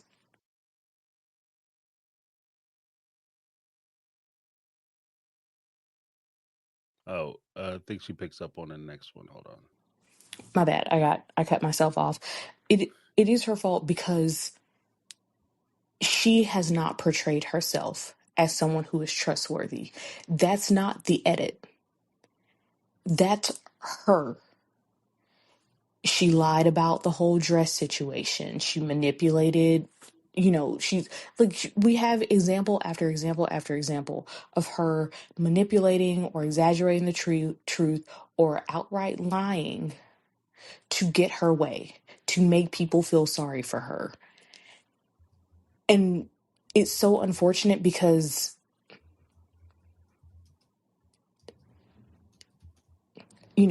domestic violence it's terrible. It should never happen to anyone. And she has made it so that way nobody believes her. For the most part, people do not believe her. And I'm just like, girl, you really could have a testimony should this be true. But you have made it so that way not only are you not believed, but even, if it ever comes to light that it is true, you're not somebody that people would really have like sympathy for, other than okay, that sucks. I'm gonna finish it up. She has another one. Hold on. Okay, I'm back again. Hopefully this is the last time. But again, listening to the live, and I just got so irritated all over again because I'm thinking about Cody, you know, coming in, getting a steak while everyone else is eating, you know, hamburger helper for the fifth day in a row. And one thing is like Cody doesn't cook or clean. Christine and the kids have to rearrange everything. All of a sudden they gotta like deep clean everything. You know, everything has to be cooked to perfection for Cody. And then Cody comes in, he doesn't help clean the kitchen up afterwards. I don't think that he really even hung out with the kids. I could see him just like that scene when he was at Janelle's house and he was just sitting on the couch while Janelle was trying to like stop the boys from fighting. I could see that same situation. So it's not even like he comes over and engages with the family on their one night for the week. Like he comes over, eats like a king, and then sits on his ass, fat, dumb, and happy. Mm. Well, you know what? Look, I'm gonna keep it a buck. I think Brittany hit some good points because when push comes down to shove, you know, one of the crazy parts about this whole thing is that as we're exploring these questions and we're looking at you know, the veracity of everybody's complaints and how they talk about one another, what they mean, what they say, you know, who we should believe, who we shouldn't believe, whether we should even take it as serious. Because again, so much of this, and this is just the point that I'm making, and I'm probably going to make it all season. Like, as much as we can sit and say, Christine, Mary, and Janelle didn't know no better because this is the way they were raised. This is the way Robin was raised too. This is the way Cody was raised. They all have their own testimony as to why they do what they do.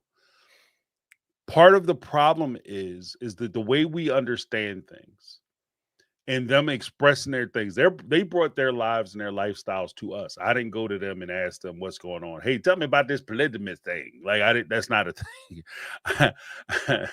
They brought it to us to share it with us. And so I'm looking at it from the perspective that I have to look at it from, which is my experiences. And as I look at it through those glasses, and I see, like Brittany was saying, she's saying things, you know, Robin, even if she is a victim, and I could make excuses as to why she's a victim. When you're a younger person and you grow up in a huge family, especially a family that's disjointed and displaced, because you are a stepchild to a person who is coming into the family who has plenty of natural children of his own, and he gets with your mom, you're a stepchild, and he has natural children for him, biological children with your mom. So you're always on the outside. The funny thing is, the squeaky wheel will always get the oil. So you always have to be the person with the problem. You always have to be somehow victimized. So that's how you're raised. That's how you're trained. That's your background. And so when you get older and you come in, you're met with harder, difficult situations or circumstances, you fall back on the things that you're used to, the tools that you're used to wielding and the tools that you're used to using that work for you historically, which very well may include, oh, I'm the victim in this situation. All right, look how everybody's mistreating me. And like Brittany said, when you over exaggerate because you're trying to make yourself look weak, you're trying to make yourself the victim, you're trying to appeal to people, and it's found out that you're over exaggerating in those instances, when bad things actually happen and you voice those things, people naturally, and to no fault of their own, assume that you're not being 100% genuine with your accusations. So if she is accusing people of these terrible things and saying that she's being mistreated, nobody is in a space where they believe her. It's the boy, you know, little boy that cried wolf over and over again, you know. So it's just a rough thing. Black Swan said, in my honest opinion, Robin is a lot like Amber Heard. I believe she lied. Problem is, David Jessup isn't a Johnny Depp with all his money and resources, so that makes it even sicker. And that's one of the criticisms, because again, like, we can sit there and say, well, if he was so bad and so dangerous, why was she sending the kids to him? Like, he was so bad and so dangerous that you took his custody from him. He could no longer be a parent on legal parent to these kids and had no legal responsibility or ties to these children, but you sent them to him the next day. Oh, but that's how they were raised. They were raised to take care. Like, you know what I mean? That's why I'm very skeptical about putting so much weight onto that. Like, we are not creatures, even though we could be products of our environment, we are not slaves to that upbringing or whatever. You could break the cycle, you could make different choices. You have a chance. And I just want to be very clear about that. Great comments from Brittany, not Brittany. Let me do this real quick. Lizzie B gifted One Mic Take On Reality membership. Thank you so much, Lizzie B. One of the mega mods and one of the long-time supporters. Lizzie B, let's give her a round of applause. Then we had Jody Pierce Scala, $99 super chat. Maddie Cody over gum peppermint. Come on. I'm gonna tell you, I ever tell you about Bubblicious, Hubba Bubble. You know what I mean? That gum can get your ass whipped, Jack. I'm telling you, boy. You don't be some Hubba Bubble, boy. We scrapping. I never want to see no Hubba Bubble. I hope they go bankrupt. Yeah. I mean, it's rough. Like, it's just crazy. Good point, though. Let me give you a little something.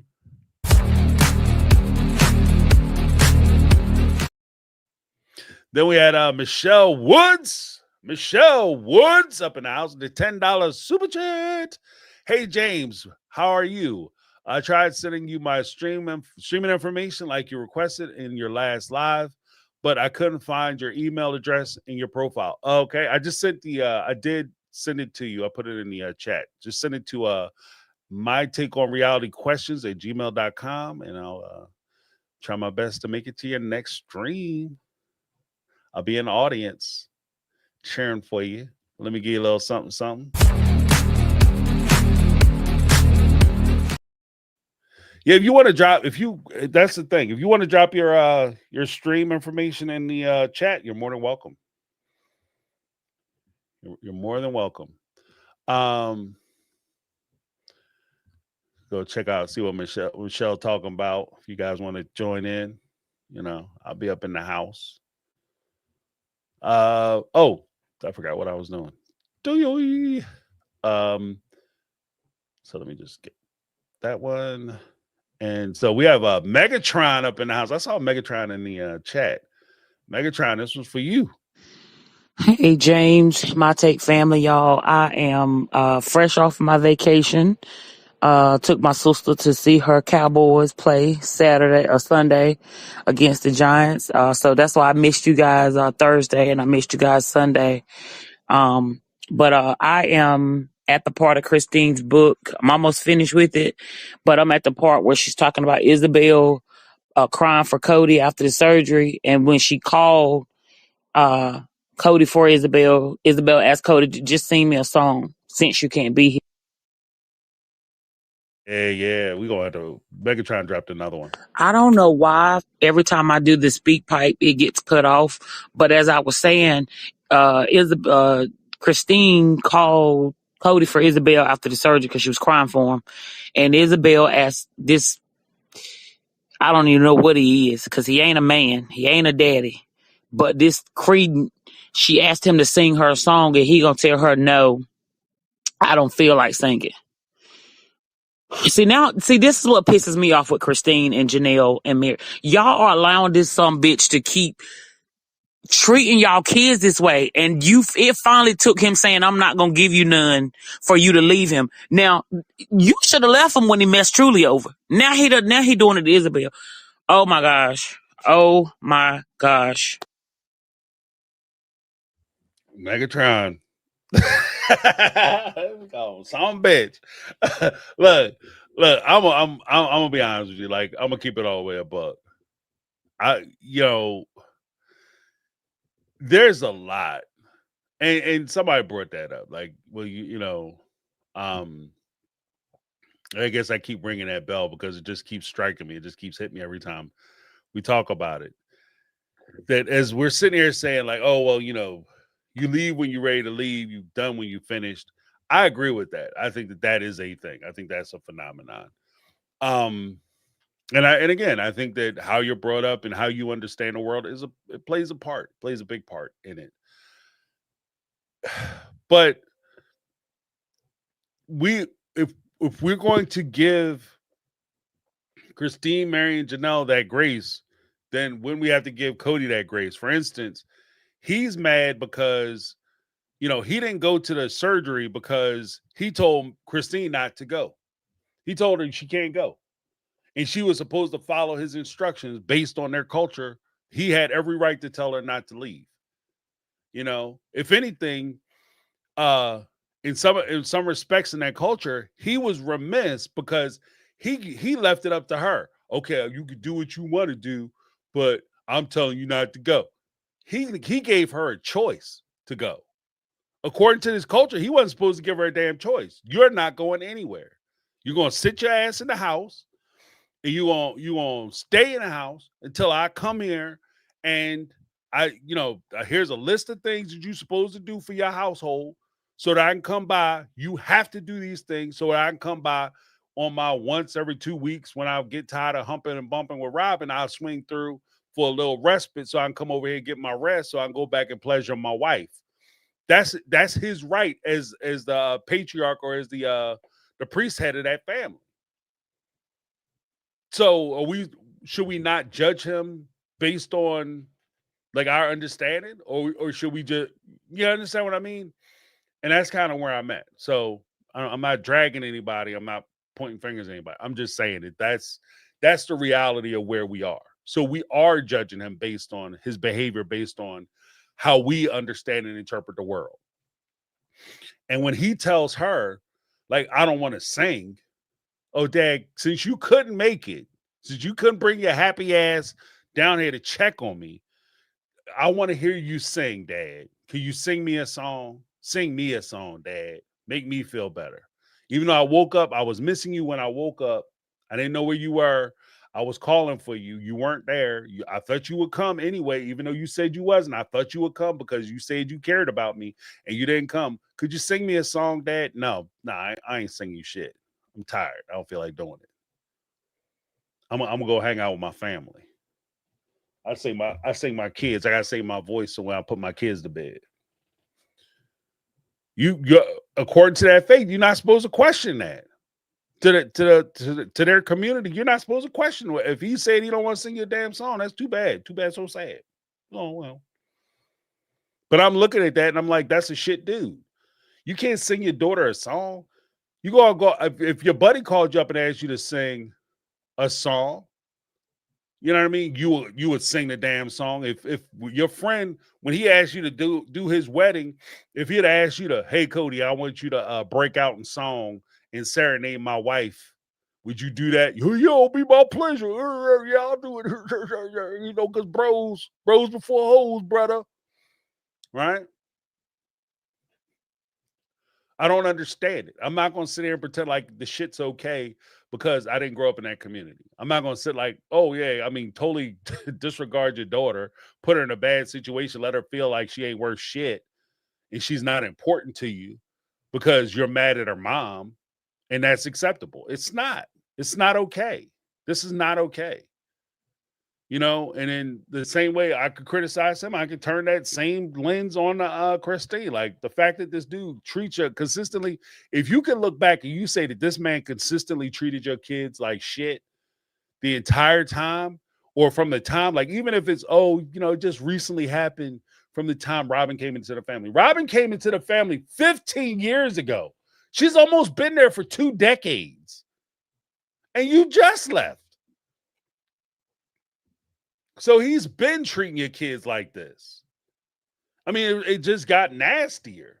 But that goes back to what I was saying before. And this is why these conversations are so important for us to share our ideals. My perspective is don't wait around. Don't let a man or a woman tell you more than once that they don't want your ass. Because every time after they tell you that first time, the first time is hard for them to say it to you because they don't know how you're going to take it. After that, they get more and more comfortable with telling you that you ain't shit and how little you actually mean to them. And every time, from that point forward, every time they say something or do something, it's going to be that much more egregious.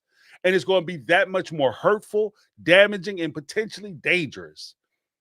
So from that respect, you don't wait around for this dude. If this dude say he don't want to be with you and your kids, you don't wait around for him to kill one of them before you decide, hey, maybe I should pack a bag.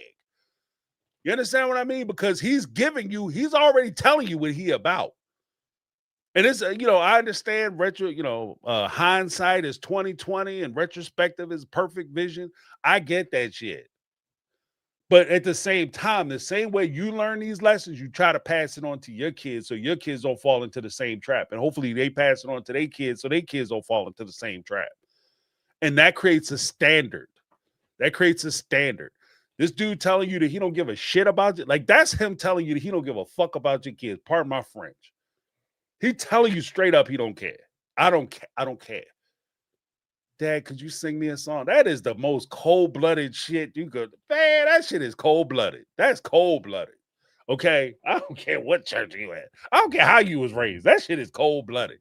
Because there's doing stuff that's like, okay, I don't feel like doing it. Not right now, baby girl, but my throat hurt. I'm sick or whatever.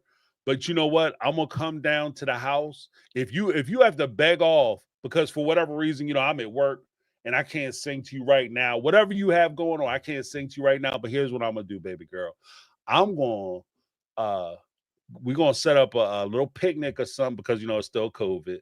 Set up a little picnic or whatever. We can be outside, just me and you. We're gonna go on a little date, and I'm gonna sing to you then. How about that? You know what I mean? Like, give her something. That's if you even kind of cared. You would give her that.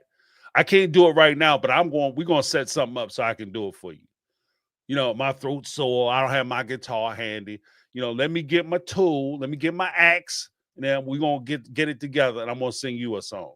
And I just want to spend time with you. That would have meant more to her than anything else he could have gave her. Anything he could have bought her. If he had said, look, it's just going to be me and you. I'm going to cut out some time. It's just going to be me and you. We're going to go out and do something special. That would have meant the world to her. And the crazy part is, even though in my opinion, it doesn't make up, to her, it might have made up for him not being there. Just saying. Guys, we about to go into the we have left the PG zone. We're going into two of the callers, the last two callers we have, Daisy and Linda. They coming in with the realness and the fire. So I am giving you guys I'm forewarning you that they coming in and they're not pulling punches, they're not playing around, they dead ass, and there's some language in it. So headphones or whatever the case may be, I'm just letting you guys know that yeah. And if you call, and that's just say, look, if you call and you leave a message on SpeakPipe, you disagree with me, and you want to cuss my ass out, that's fine. You leave a message, I'll play it. If you call up and if you take time to call in, I will play your stuff. Simple as that. That's my rules. Okay, I will play your stuff unless it's like you start threatening people or whatever crazy. That I can't play it under terms of service because I'm technically in YouTube's house, so I have to respect they rules. But me, I'm about to open discourse, so we got to have these conversations so that we can express ourselves, so that we can come to a better understanding. You guys help me to understand a lot of this stuff with your commentary, your reactions to a lot of it, So I think that it's a river that flows both ways. So we just gotta, the road goes both ways. So Yeah, but here we go. Daisy. Yo, James, what's up? I just was listening to the live from yesterday, and I just wanted to agree with a point that Linda made. She said that it bothered her how Christine didn't leave until intimacy was off the motherfucking table. That shit got me mad because it's just like, yo, Truly almost passed. Like if that was me in Truly's shoes, I'd be like, that's the time we're on? I could almost die up in this bitch and you're still ready to fuck this man? That shit got me fucked up. And also too, I didn't like how when I believe it was Isabel came up to her mom and she was like kinda in tears and she was um like is he gonna replace my dad? Like and she was just overall having anxiety with how fast things were changing like romantically for Christine and just like with her parents, and Christine seemed really unempathetic or unsympathetic to Isabel. Like in the confessional, she was like, no, this time's about me and I'm finna do what I'm finna do and I don't care what nobody got to say. And I'm like, hold on a minute, girl, that's your baby girl. Y'all never give them time, yo, give them time to have some time with their parents. Y'all so fucking worried about romance and shit. Like I get it, but damn. That was the first one. Like I said, Daisy come with the fire, Jack. Daisy come with the fire. Daisy come with the fire. Here go number 2. Yo, when I said in the last message that I get it, I really don't get it. Like I like romance just as much as as the next person, but like I just think, this just goes into the fundamental flaws with maybe the religion where, it's about worshiping the man and, the kids are just assets in some kingdom or whatever. In my opinion, it's just so the men can have some ego trip with their family tree, with their descendants. Like that's how I see it. All right. Well, Daisy ain't tell no lies. Daisy ain't tell no Yo, lies. when I said in the last, Um, excuse me. When it come down to it, is that there is a strong emphasis. Even Christine admits in the book, and several times, books, interviews, she admitted historically in the other book that her whole life has basically been about Cody and chasing after a man. And it reminds me of like an old saying. A man is not a plan. Okay. And you can't plan on a man making you happy and making your life better. All right. Men, women, partners can accentuate your life, but they should never make your life and they should never be your life. Right. And so much emphasis, and maybe that is something that's attributable to how she was raised and how she was brought up to be, family centric. But it's just that, you focus so heavily on somebody who doesn't give a shit about you. And you're taught, like teaching your kids to 100% focus on finding a partner instead of finding their own happiness. And in their happiness, having the complementary assistance of a partnership to enhance that happiness is way different than finding somebody to make you happy and somebody to make your life. You already have a life. You had a life before you met Cody. You gonna have a life during Cody. You have a life after Cody. Okay, I'm with my wife because I choose to be with my wife, not because I have to be there. And I understand fully that she is making the same choice with me. And I have to stay on my dean to make sure that she continues making that choice to be with me. Because if I start lacking, slacking, or falling behind or taking that shit for granted, she could easily make a different choice. So it's on me to make sure that I appreciate what I have and take care of what I have if I want to keep having. But when you start to chase and pursue somebody the way Christine was chasing and pursuing Cody, it's no wonder that this dude started taking her for granted. If I could do anything up to and including almost killing one of your children, and you still coming around, you still begging me for me to show up, then could you look? Could you imagine you with somebody and like I'm gonna say it as a dude from a man's perspective. You go out to the park with your baby, right? Your wife's child, your child with your wife, your lady, or whatever. You go to the park, you sitting there watching a football game or some dumb shit, getting distracted, texting on the phone, and you lose track of that child, right? You first thing that run through your mind is, oh my God, where my baby at? Second thing run through your mind is what I'm gonna tell their mama. What I'm gonna say to their mama when I get home. Oh Lord and Lord, oh, their mama's gonna kill me. That child fall down and get hurt, go down the slide, bang, bang, bang, bang. I saw one clip or you reel or whatever the hell they call it, short. Little kid was coming down the slide. He was banging his head on the both sides of the things. It was like bang, bang, bang, bang, bang, all the way down, right? The slide. If I'm standing there watching that when one of my babies, the only thing I'm thinking about, how the hell I'm gonna take this child home to their mama like this? I done brain damage the child. How I'm gonna take her home? How I'm gonna take him home? I'm in so much trouble right now, right? Right? I'm a grown ass man. I'm talking about I'm in trouble. Like, but this dude, he takes his relationship so far. He took his relationship so to such an extent where he took it for granted to such an extent where he basically didn't care. Yeah, I almost did it, but I had to go do laundry.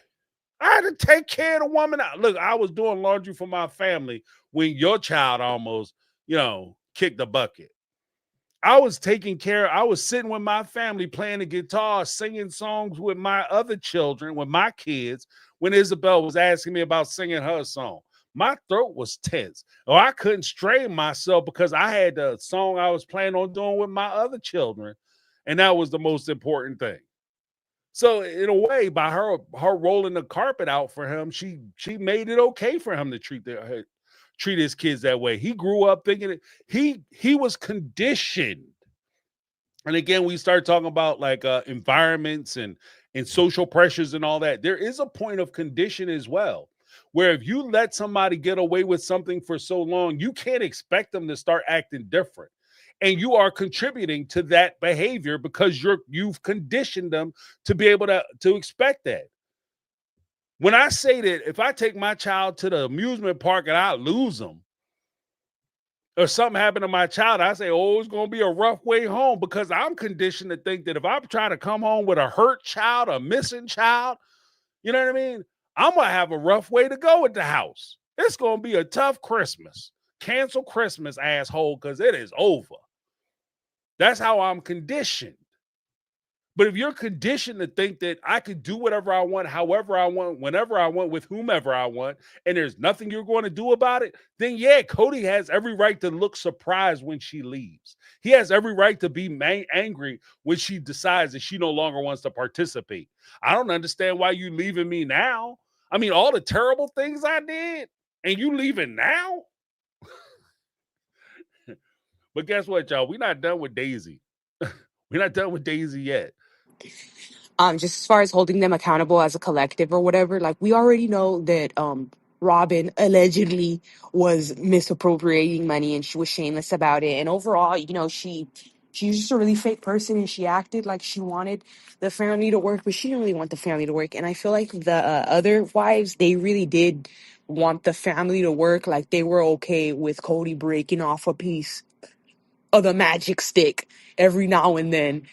Robin, she had her underhanded plans, and I understand that. But at the same time, though, it's just like, yo, I can't keep giving people breaks because of how they was raised and how people did them and this, that, and the other third. Just like how you said, when you watch these crazy crime documentaries, you're just like, yo, oh, I guess his mind was fucked up because whoop-de-woody-woo happened when he was a kid. Like, yo, that don't excuse you to go out and start, um just like doing reckless shit. Like it's everybody's responsibility to heal themselves from their own traumas. um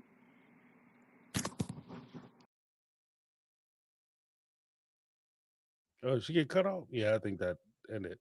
We're gonna go to the last one that she had though. Okay, and anyway, this is my last message concerning the accountability. Let's start with Janelle. Janelle, you sat there like you was the bomb and y'all just had it going on behind closed doors, but let's just keep it real. You was in the same you, she was in the same, I hate to say it, neglected category as the other wives, you know? And she waited way too long to realize that. I don't know what and then with Mary, like he had to beg her to leave. Like, yo, like I understand the trauma, but yo, certain shit is ridiculous. Like, yo, certain shit is ridiculous. Like, yo, if they didn't know the audience is pleading for them to get help and for them to fix their situation and get out of that toxicity with Cody, I don't really understand what the excuse is. I really don't. And the real victims here, I think, is the kids. And don't put don't put these men ahead of these kids. I don't disagree. And it's not even so much ahead of or behind second or third place. Everybody has to be respected and everybody has to get what they need, right? But you don't love one to the detriment of the other. You don't love your kids to the detriment of your husband or your wife. You don't love your wife or your husband to the detriment of your kids. Like there's enough room for you to be able to take care of everybody. And if they're asking you or they're trying to put you in a situation where they're putting your kids in danger or they're trying to jack your kids up emotionally, physically, or whatever, limit them in some other kind of way, then you have to call that shit out. You understand what I mean? And like I said, Daisy, she come with the heat, but she don't be telling no lies. I don't disagree with anything she said. Like, we'll push them down the shove. We can make a lot of excuses for a lot of things. Everybody who does something jacked up, there's obviously something wrong with them. That's why they're doing something jacked up. There's always plenty of excuses that could be laid down as to why people do what they do when they do it. Right. But we also have to maintain some kind of standard. Like the truth of the matter is that, the same way we would pardon, and I keep hitting this shit because I think it's so relevant and it's kind of crazy that I have to, or I feel the need to, I should say. But when rubber meets the road, again, the understanding that Christine brought into the relationship, because she came into the relationship, one of the things that she kept saying that was kind of annoying to me was like somebody said it was rubbish. Rubbish was annoying. For me, it was perfect. Everything was perfect. The relationships were perfect. The kids were perfect. Her time with Cody was perfect. And there's she's assigned with being naive or not understanding how the world works because of the way she talks and the way she says she perceives things. I don't think that she's as innocent or as naive as a lot of folks attribute to her. I just don't. I think Christine is a smart woman. I think she understands a lot more than people give her credit for. One, two, when she says that, you get with a man, you beg into a marriage and into a relationship with a man, and he doesn't necessarily want to be with you. Under the precepts of this particular faith, of this society, of this community, he is not required to love you the way you think you deserve to be loved. That is a mainstream thing. The whole Disney princess bullshit, that's a mainstream thing. If you go back into the history of like marriage, matrimony, civil unions, that type of thing, that's a civil agreement, right? It's a contract, which is a civil agreement. Full stop. That's what marriage is. And marriage wasn't necessarily made. The whole idea of romance in marriage is a fairly new concept. Oh, I'm in love with this person, I want to marry him. Marriages for a long time were arranged. And they were arranged, especially depending on the society or community you were in, they were arranged based on the benefit of the family and the benefit that the family could receive from that union. So if I have seed and there's another person who has land, it would make a lot of sense for me to marry off one of my kids to one of their kids so that we could become one family, so that we have seed and land and we could move forward as a family and we could grow our empire, the organization. That's what I was talking about, even under principle. So it wasn't necessarily done for love. That's why, a lot of the women are sexually shamed about enjoying those relations, because you're not supposed to be enjoying those relations, because that's not why you're doing it. You're doing it under the contract of making children to grow the organization. Like, this is the stack that you can put on top of like the whole idea of the social pressures and the excuses that we provide for everybody. But when push comes down to shove, I can only look at things the way I look at them. I can try to understand from other people's perspectives, but I have to use my standard of understanding. And when it comes down to it, like, they did spend a lot of time chasing after these men and excusing his bad behavior based on how they came up. And thinking it, even with Janelle, like, I appreciate what Daisy was saying. That is a perspective. And if I want to, plot that all the way out with Janelle, I like Janelle, I like Christine, I like Mary, and I kind of don't like Cody and Robin. If I'm going to be a fair arbiter, is room to criticize Janelle too, just on that front, because she was so worried about bringing in money and her career. And she's even said, like, it was a cute little joke where she said, if I could go to work all day and do the things I want to do and leave my kids with Christine, I'd do that. That's what I do. I'll give them all my money so I can go out and be independent and live my life the way I want to. So she dumped her kids off on Christine's ass.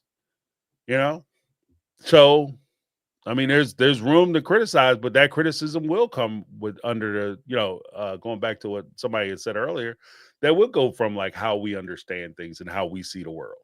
Mom should, or parent, I won't even say a parent should want to be a part of their kid's life. But again, that's a fairly new thing, like, especially for fathers. For fathers to be involved. There was a long time dads didn't go to the emergency room when a wife was in labor.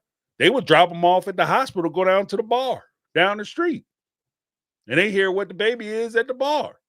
You got a boy. Hey, guys, I got a boy. Yeah, drinks for everybody. Yeah, I'm a man's man. And they sing the Man song. Like, that's how they used to do shit. Like, it's fairly new that men will go into the delivery room and hold baby's hand, hold their wives' hands. That was progressive. Cody doing that. Cody is really good with like the childbirth thing, because it gets in there and like helps to breathe and stuff. That's fairly new. Usually the men would stand outside, and the nursemaids and all them would go in there. The midwives would go in and take care of the baby being born. So, I mean, this is why I'm saying, like, it's a slippery slope when we start getting into the excuse game. Next up, we got Linda. Linda came with some fire. She wasn't lying when she said she called in on Sunday and said she left some messages. Yes, she did. And she came with the fire, y'all. So check it out. James. Thank you for finally putting the link, because I was going to bust the proverbial gut. All right, so I bit the bullet. I found that book free on YouTube, and I listened to the first 9 chapters, and I wanted to vomit in my mouth. I must have been so aggravated I can't read my handwriting, but I'm going to touch on this. Christine is painting a picture. That fucking hoe is lying. You hear me? She's lying just as bad as Cody. She painted this picture that she was in this idyllic life, this cocoon. She had her mother, her second mother, her grandfather, her father. Everything was hunky-dory. Everything was precious. She must be the only one living in polygamy that didn't have to worry about getting food on the table. So I'm going to call bullshit, or I'm going to call that she really was a princess. When I tell you I wanted to vomit in my mouth, I wanted to vomit in my mouth. So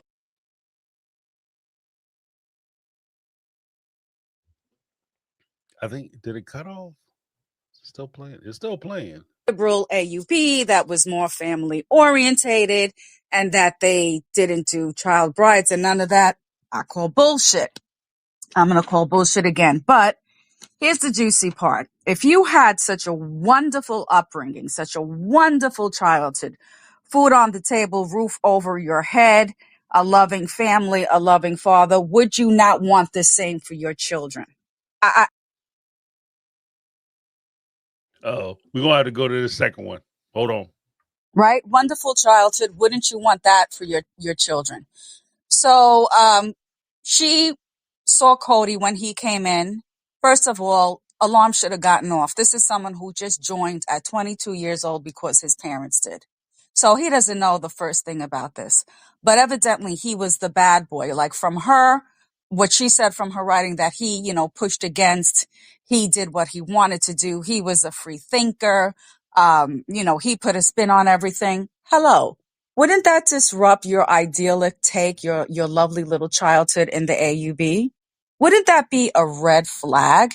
And his electric blue eyes, I don't know, but for the past 2 seasons, or well, let me say 4 or 5, his eyes have been either jet black or dark brown. So I don't know if that's his demon souls showing up, but I don't care if you got electric blue eyes, but she had plenty of opportunity to say no. First of all, you proposed, he didn't. Then you had to tell him how you wanted the proposal, what your dream was. And then he did it for you a couple of days later. Girl, get a clue. You guys were buddies, friends, whatever. You needed to stay that way. Again, I'm left speechless. But let me just stop this and get to the next one because your girl ain't done. We need to talk a lot. She said, I ain't done yet. But that actually goes back to what I was saying before.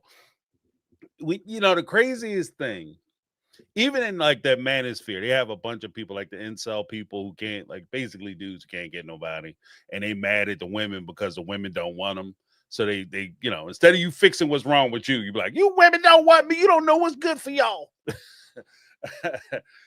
Ridiculous, right? There is a point where you beg your way into a relationship and you get the thing that you want. And that's the worst thing that could happen to you, is that you actually get the thing that you've been begging for. You get everything you wanted, and if it's not meant to be, sometimes the best thing that somebody can do for you is to tell you straight up that they don't want you, that reject you. Yeah, it's going to hurt. Yeah, it's going to make you uncomfortable and you're going to doubt yourself, question yourself, maybe make you a little insecure. But let's be honest. It's better that they do that. And I respect that. I respect somebody being straight up like, look, you ain't my type, you ain't my flow, whatever, as opposed to them going along with it only to drag you on. You're investing into that relationship and that person for months, years, and in this case, decades, only for them to turn around and say, you know what? I never really wanted you. Because the thing is, and I've said this before in previous lives, and I'm going to bring it back now. When you settle for somebody, you always get less than you settle for. When you settle, you always get less than you settle for. So you thinking, yeah, well, I mean, they're all right. I can make it work, I guess. But that only works to a point, because the second you come across somebody who you actually want to be with, then that other person is no longer an option. And this is why I say, and I mean this shit when I say it. I'm not just popping shit. Like, I really mean this. I don't think Cody ever really loved any of those OG3. I don't think he ever loved them. I think that he chose to be with them because they were his best option at the time. There's a difference. And just because he pumped a bunch of kids into him, that's what he was supposed to do under the pretense of the church that he was involved with. Again, we can make excuses. That's the way that they're raised. They're raised. If you have a wife, and the whole reason why you're supposed to have multiple wives is because you're supposed to have multiple children. Again, going back to the principle, it's the principle of propagation. It's not the principle of love and like the sacred union. It's to grow the church, to grow the organization. You're making followers. You're making your own best customers, I guess. Right. And, creating your own victims. And so that's what he was doing, because that's what he was expected to do. In order for him to have 3 wives, he has to make a bunch of kids with each wife. But that doesn't mean he likes them. It doesn't mean that he loves them. It doesn't mean that they're his dream woman. He might love them the way you love a friend. But then there are times when you outgrow that friend that you love, and it might hurt you and pain you that you got to leave them. but you recognize, you know what, they don't necessarily fit my life anymore, and you move on. And speaking of moving on, let's go to Linda again. So I'm going to skip to the important thing. All right. So there's clue number one, clue number two. You couldn't see that this was someone who couldn't think for themselves, he couldn't think for themselves because he didn't care about anybody but himself. You saw that he and Mary were together. They were a lovely couple, but they had their little hiccups. Once you saw him marry Janelle, that should have been the biggest ick factor ever, because Janelle went from sister-in-law to sister wife. I don't care what religion you're in. I don't care what you are. That is just 10,000 shades of wrong, unacceptable. You violated girl code. A quick aside about the famous ring being melted. He made clatter rings for his girls. Still unacceptable. He should have told Mary, but it's not as salacious as we think. But here is the thing that I'm just going to get to. Never mind that they had, 10 kids under 13, and he was bouncing around because he did not have a good paying job. He was a traveling salesman selling religious goods, DVDs and whatnot. Meanwhile, pregnant or not, the other 3 wives had really good jobs. So they had to leave because he had, I guess, to pursue his dream because his ego didn't let him. She doesn't touch on that. And I'm listening to it. And as I'm listening to her, I'm like, this is like the cassette where you've thrown 2 or 3 in a drawer and all the tape has tangled. I'm detangling and I'm liking her less. We cut her off. We're going to go to the next one.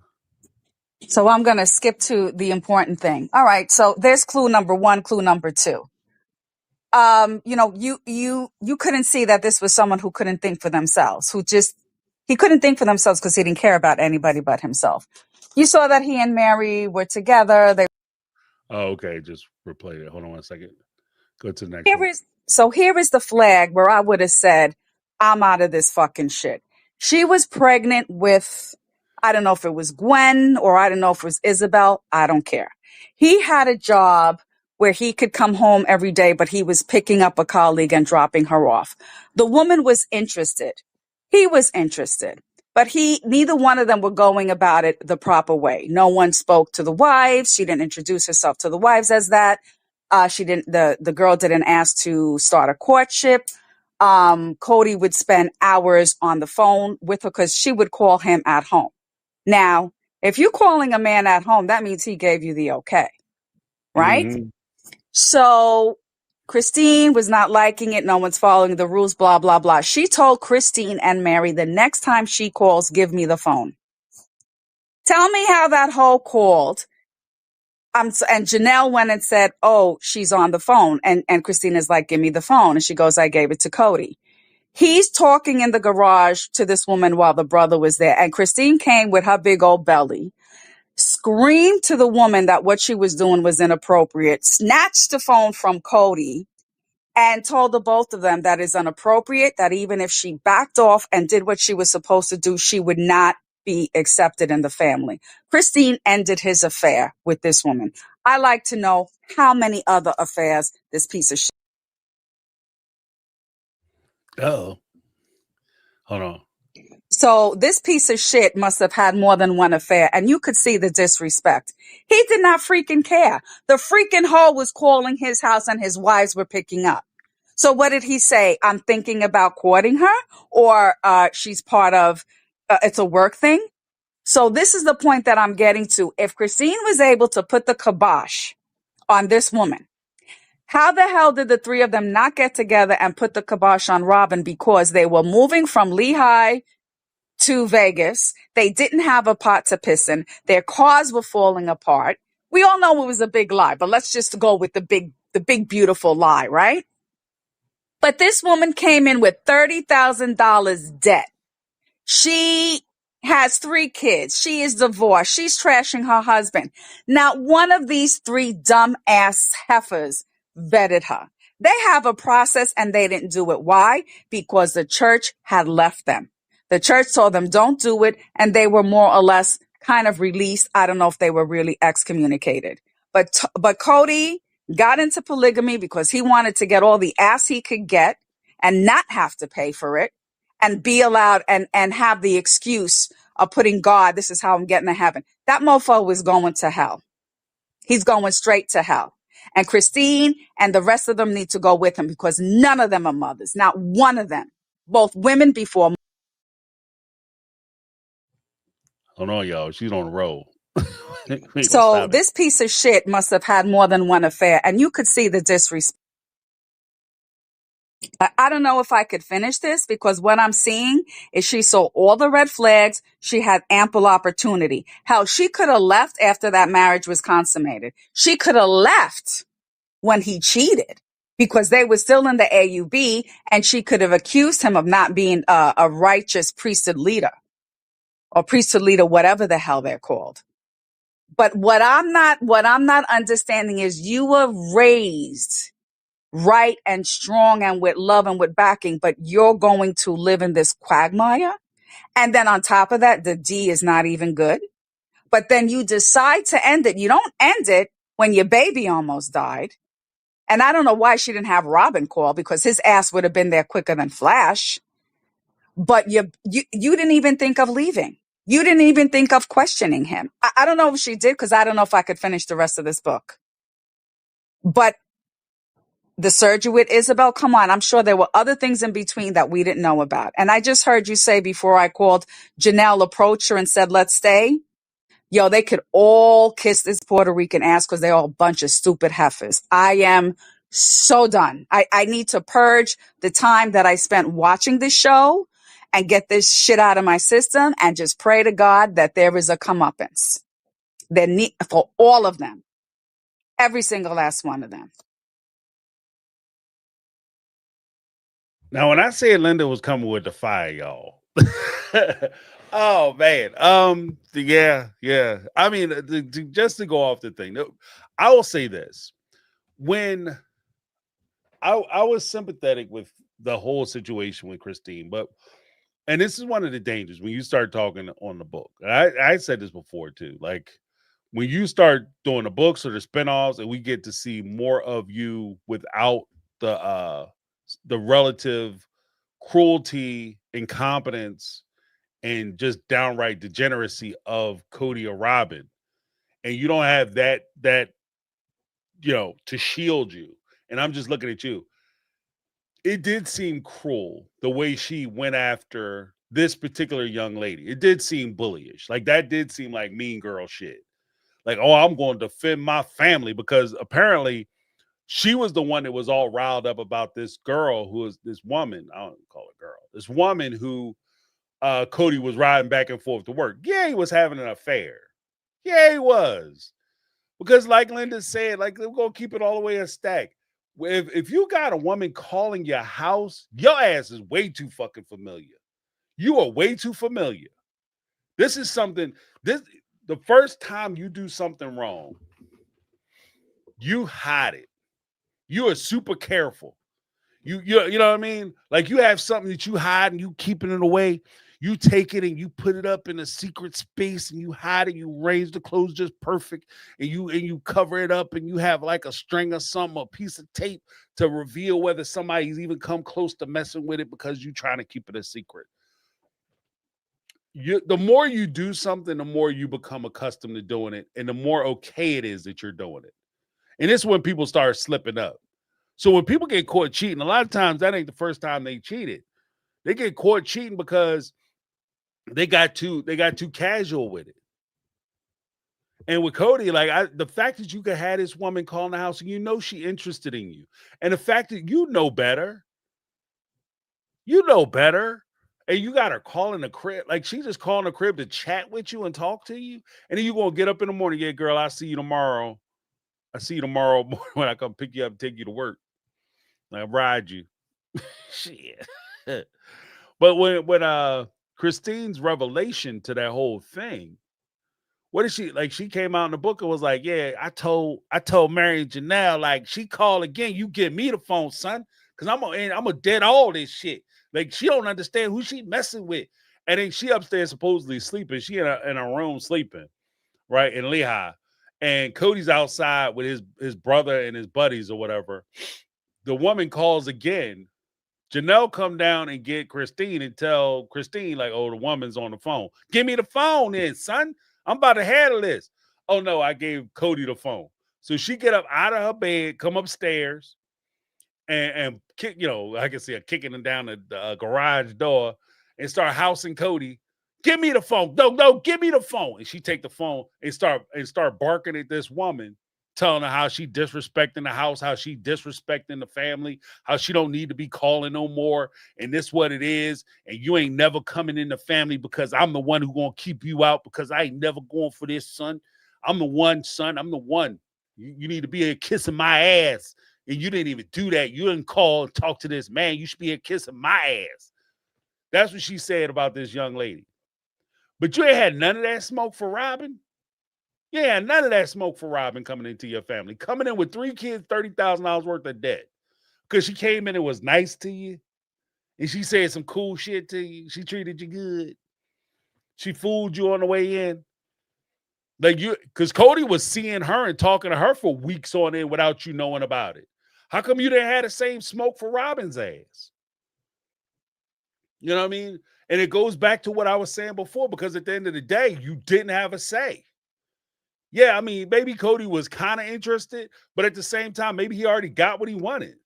And you just gave him a way out. Because that is a thing. Like, I hate to be that dude, but that is a thing. Like, you get what you want, and then you don't really want to you don't necessarily want to be long-term involved with this person. And then the wife find out about it and she go off on her. And she already, you already set it up. Let's be honest. You already set it up. So the wife don't like her.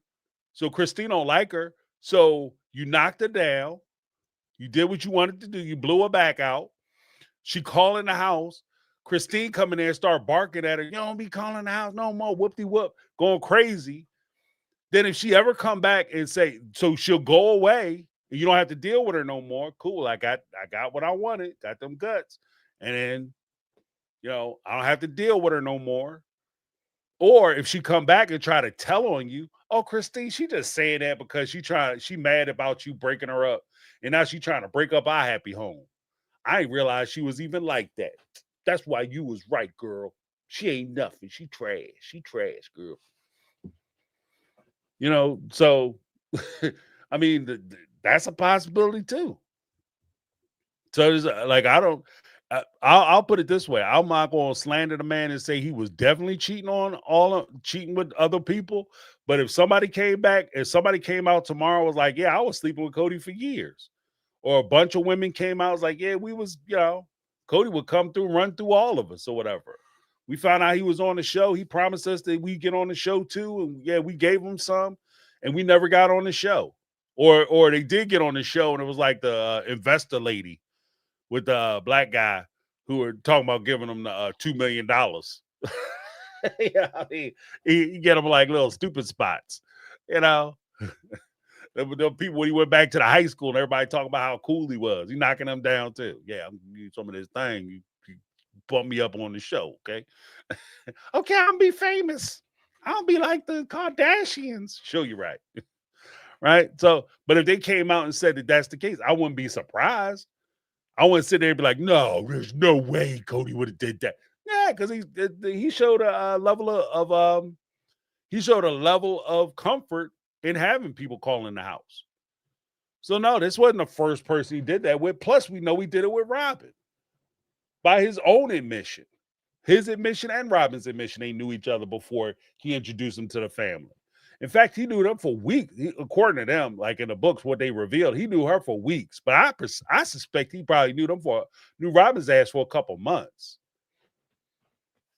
Because she was before they started shooting the show, she was in the negotiations period of it. So yeah, I think he knew her ass for a couple months before he started courting her officially with Mary or whatever. The introduction to Mary. Like she got married, just figured out that she got duped. So yeah, it is what it is. But Brittany Not Brittany dropped something. See, Brittany Not Brittany with a super chat, $4.99 super cheat. C got mad. Christine got mad, but we know he sat up on the phone with her too before they were recording because she told us in the first book How was old girl wrong? She was wrong because she didn't come by, according to Christine, she didn't come through and kiss Christine's ass sufficiently. And again, that just goes back, like, that's just the mean girl stuff. That's the mean girl stuff that they were talking about. Like, that's what Robin was saying.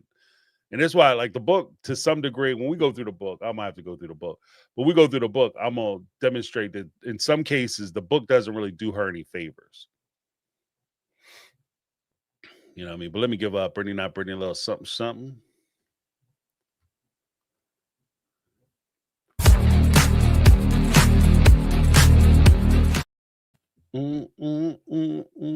I got another super chat from Brittany Not Brittany, $4.99 super chat. You know, Mary and Janelle were cussing Christine out clean the fuck out in their heads watching her go off. Christine didn't get to know Janelle and Mary before she married Cody either. Yeah. I mean, the hypocrisy abounds. 1, 2, you know, as it was discussed in the what was that show? Big Love. You know, the guy brought up a good point. He said it kind of like Cody said about the whole wedding dress thing. Like, I have a say too. I'm gonna be the one marrying her, so I got to make sure we have a connection. It's more important that we have a connection and you guys have a connection. The sister wives have a connection with her. It's more important that I have a connection with her as the husband, because again, technically, the whole one big family thing, that's something that's unironically part of the Brown family culture. That's not part of their culture. They can have separate households. Like, he could have a whole wife, a whole different family, living kind of like what he did with Robin, living down the street around the corner where he's making kids, going to visit those kids and stuff. And they don't have any interaction with Christine, Mary, and Janelle. That is a thing. So, like, the weird part about it is that I've heard this before. Like, the wives have a say and they could decide. I don't think so. I don't think it's as important. I think that the level of importance that they give the women in these situations is a facade. I think it's fugazi. I think it's fugazi as fuck. I don't think it's real. I don't think you have any real power or authority to stop a marriage or stop a wedding. If he, as the priest holder, says that I have a revelation and a testimony that this woman who got that big booty, got the Thundercat, you know, that she should be in the family, so I could clap that, you know, and still go to heaven. That's the feeling I have. That the wives, even though they might disagree and have an opinion, their opinion is just that, an opinion. It's not a decision. Like, you don't get to make decisions, as far as I understand, because he is the head of the household. He is the leader, and he can consult with you, but that doesn't mean he has to take your advice. You could go and talk to a lawyer. A lawyer could tell you, "Nah, don't do that." Okay, thank you for your opinion. I'm going to do this. Now you're going to have to live with it and help defend me when it blows up in my face, if it does, but I'm going to do it anyway. And that's kind of my understanding, or at least the cursory look at this environment. That's what it is. So I just, you know, like, again, that's why I'm like, when she come out and start flipping out on this woman, you're going to make things difficult on me. How? Because of course, like, you understand what I mean? Like, the only thing, because the mainstream thing is, okay, well, if you want to go ahead and, you know, if you're in Christine's position, you will go ahead and see this woman, then fine, cool. I'm going to go ahead and I'm going to leave and I'm going to hit your ass with some child support. But aren't you afraid that you are participating in a polygamous family and they would take your kids away? You're a criminal too. So you're going to go to court and admit to your crimes? You understand what I mean? Are you going to turn your back and be willing to be shunned out of the church and have the community turn it back on you because you left the family? And now you're trying to be, and then Cody's throwing around the term independent woman. That is a term not only in the manosphere. That manosphere vibe is reflective of opinions in the faith that he's a part of. That you're trying to be an independent modern woman. That's a cut saying that you're going against the traditional family. You're going against the family. And I, as the leader of the family, you're going against me. And you're wrong for that. And again, and this is why I say, like, when we start dancing on the on personal experiences and people's histories and things of that nature, influences, this is the dangerous part of that. That's why I'm not a big, I like to understand where people are coming from and why they may make the decisions that they make, but I'm hesitant to say that excuses everything that they do, because that shoe fits on the other foot too. And that's what I'm saying. Like, and Christine going down there, like, you go down there and you bossing it up when it comes to this woman. But the one that you really should have been looking out for, because to my understanding, like, this woman wanted to come into the family before the show was announced. This woman was she was down for the brown. She was trying to come into the family because she dug Cody. Then you forgive her. You don't want her in the family because she actually might like Cody, and you go with the gold digger, then shame on y'all. You understand what I mean? So I don't know. And this is also one of them things that, to me, it kind of makes it look bad too, because you're saying that in one instance, you're able to stand up for yourself and give your opinion. But then at the same time, she said to Robin on the screen on our show that she didn't know she could disagree with Cody.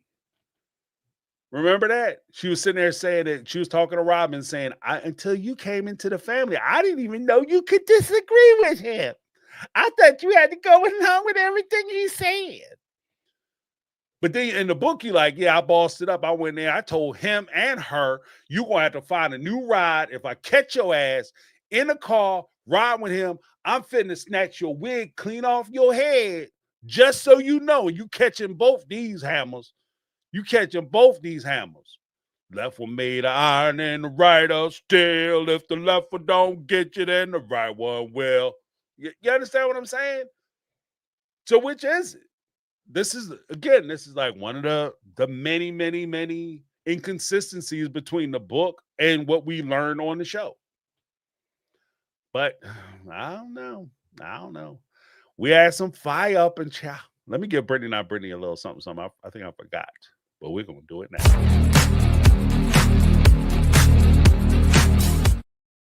Awesomeness. Yeah, I thought this was a good little discourse. Like, this kind of stuff I like. This is what I like. Exchange of ideas. And just like hammering it all out. Like, you know what I mean? Because I don't want to be one of those channels that just kind of go along with the easy shit. We just go Cody good, or Christine married Janelle good, Robin Cody bad. And then all my opinions and all my insights stem from that. I want to give honest opinions and be fair. I want to be fair. I want to be just. I want to be measured in how we're approaching this subject matter. Because, like I said, if it's good for the goose, it's good for the gander. So I'm taking the excuses away, and I just want to look at it for what it is. And then I understand that, like, my morals are different than their morals, and how I approach things will be different. I get that. I think that that's fair. And then, not to mention, let's be honest, I don't have no damn skin in the game. So it's easy for me, and I'm aware of this. It's easy for me to say, like, I would have left, I'd have did this, I'd have did that. Because it ain't shit happening to me. Right? Coulda, woulda, shoulda don't mean shit to me because it ain't happening to me. Right? I get that. But at the same time, when we talk about these things, I think it really helps, especially if there's somebody who is in a similar or same situation that Christine was in, that it helps to hear it from somebody that you don't have to do this. This is not normal. It's not okay that you have a husband who doesn't want to go see his sick children. It's not okay that you have a partner who doesn't want to participate in the raising, safety, and security of your children. That shit is not okay. And I think somebody has to stand in a breach and say that that shit is not okay. It's not okay. I don't care how you were raised. I don't care. Like, in my opinion, this is my opinion. In my opinion, that shit is not all right. It is not okay for you to be in a household with your children and you have young kids and you have kids who are young but slightly older than your youngest children responsible for those children. When your child is sick, you put your child, in the case of Truly, he was okay with Aspen, even though there were reports that she was 18 years old and she was watching Truly. I don't give a shit. You know what kind of damage, psychological damage that would do to a child? And I say child because I'm old. What kind of psychological damage that would do to an 18-year-old if something were to have happened to Truly and Aspen was the one who was supposed to be responsible for her and watching her? You know what kind of damage that does to her? Something that's not her responsibility nor her fault, especially if her father, it's not like her dad was at work trying to earn a living so he could provide for the family. He was just over there doing laundry. He was hanging out at Robin's house because that's where he preferred to be at. And which is crazy too, because you could make the argument in Arizona, I guess, that he could be at Robin's house because, his house with Robin, because let's stop calling it Robin's house. His house in Arizona was nicer than everybody else's house. So I want to sit in a nice house. I don't want to come over to your house. I don't want to go sit in an RV and watch kids or whatever. I don't want to be uncomfortable when I can sit in this nice ass house. But in Las Vegas, where Truly was when she got sick, all those houses were basically the same. I mean, the decorations were different inside the house, but the house structure was the same. So you wouldn't go sit in a carbon copy of the house that you were sitting in. Like, shit. That means you just didn't want to see your children. You didn't give a shit about your kids. I'm just saying. I don't know.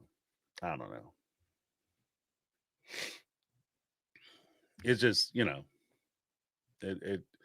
don't be rough on Christine. Don't judge them too hard. Don't judge. Again, I could, if I was part of that community, I'm sure there are guys. And here's the thing, folks. I'm sure that there are men and women in the AUB right now who are saying what Cody did, what Robin did is not that bad. You guys are blowing it out of proportion because you don't understand how our culture works. I know that there are people there saying that shit. I guarantee you. Y'all just don't understand how our culture works. You don't understand how it's supposed to be. Men aren't supposed to be involved with the kids. It's unnatural for men to be involved with the kids. Women are the natural nurturers. Men are the providers. So no, it's not fair for Christine to expect Cody to go over and see his kids. She should have made arrangements. She should have had her mom. If Aspen couldn't cut it, she should have had her mom or some other arrangement there. I'm sure there are people making that excuse. But why are we not falling for that? Because we all have standards and we're operating under the standards as we understand them. And I'm open to having a discourse. If there's somebody who wants to have the discourse, you are more than welcome to call into the show or leave a message on SpeakPipe. And we can hash it out. Let's hash it out. And I'm not even saying I'm 100% right either way. I just want to have the conversation because I do want to have a deeper understanding. The only way to have that deeper understanding is if we voice our understanding so that we can either be corrected or we can meet metal to metal and figure out the veracity of our beliefs and how good they are, how strong they are, and whether they hold water. If they don't hold water, then I'll change my mind. If you can prove me wrong or you say that I'm wrong and I don't get shit, I'm open to the fact that I might be reading this wrong. But that's just where I'm at, guys.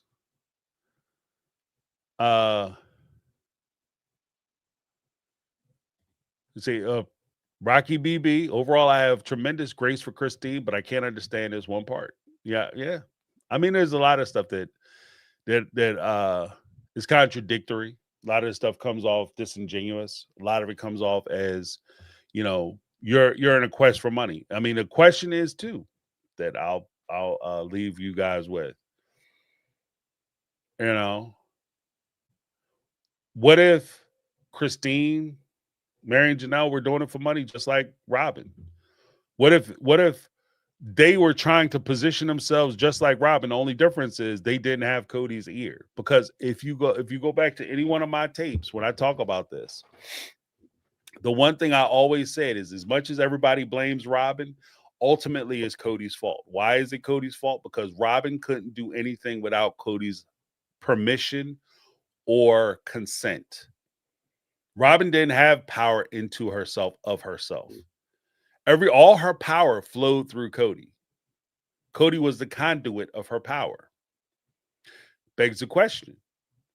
Was it that the other women were so generous and so nice and never sought that power? Or is it just that they were never able to achieve it or harness that power the same way Robin was? Is Robin the villain because she won? Something to think about. But guys, until next time, that's all I have. Thank you to everybody who left a SpeakPipe message. Let me go through the folks. Oh wait, grabbed the wrong thing. There we go. So we had Mary M, Brittany Not Brittany. We had Megatron coming through. Of course, we had Daisy Reyes and Linda coming with that heat. Tanya Kata. We had Zuzu. We had yeah. I see Linda. She lighting it up. And of course, we had Betty and Janet coming through. Thank you guys so much for calling and leaving a SpeakPipe message. Again, if you guys want to leave a message, make sure you hit that SpeakPipe. Thank you so much, Lizzie B. Ask your questions, leave your thoughts. Like I said, if you guys agree or disagree, you have a different perspective, you're more than welcome to leave that perspective. I'm open to it and I'm ready to hear it. Because again, I'm not even saying I'm 100% right. I just want to fully vet my position to make sure that my position actually makes sense. And that's why I present it. Hey, Caramel Kitty's in the house. What's going on? Yeah, I think it was a good night. I had a good time. I had fun. Hopefully you guys had a good time. But before we go, let me give a big shout out to the folks leaving the super chat. We had hold on. Yeah, we had Brittany Not Brittany up in the house, one of the mega mods. Michelle Woods, did you drop your stream link in the chat? Didn't see it. Michelle Woods. I tell you what, Michelle, when you I will support. When I do my next live, I will post your stream in the top for a little bit. Give you a little shine on that. Thank you so much. Michelle Wood, y'all. Then we had Jody Paris Gala up in chat. What's up, Jody? And as well as Lizzie B contributing on My Take on Reality membership. We will be doing the roundtable this week too for the members. We had a good time doing it last week. We wound up talking for a long time. Just chatting and just chopping it up. You know what I mean? We did Sister Wives. We talked about like a whole bunch of stuff. It was just great. It was a great conversation. For those who don't know, when I do the membership live roundtables, I do a panel. So as many people as my streaming service will allow me to bring up, I bring up and I put it onto a panel and we have an open discussion amongst everybody. And we kind of feed off each other. Everybody gets to talk amongst each other. It's cool. So yeah, check it out. We'll be doing that I think Saturday worked. So we'll be doing it this Saturday at noon time, Eastern Standard Time. So if you're a member, check it out. Yeah, that's all I have, guys. Thank you so much for hanging out with me. Let me give everybody a big super thank.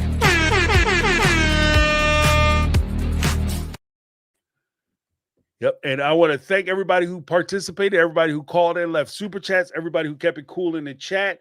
If you guys agree or disagree, no anger, no, it's all out of love. Like I said, we're having conversations, not debates or arguments.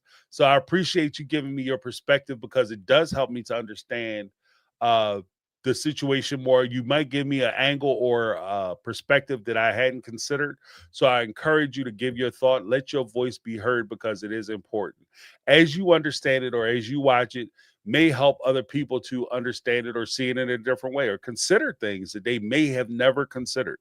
So I think that that's important. That's why I think that like these type of open forums are so valuable, especially when it comes to sister wives. In addition to the fact that you get to blow off some steam, because a lot of this stuff will drive you crazy if you keep it bottled up. All right. But I thank you guys so much for hanging out. That's my take. I'm James. Oh, before I go, let me give a huge shout out to the Mega Mod Squad. Lizzie B, Brittany Not Brittany, and Carmel Cuties up in the house supporting the channel. Thank you guys so much. I appreciate you. Again, that's my take. I'm James. This has been my take on reality, and I'm out.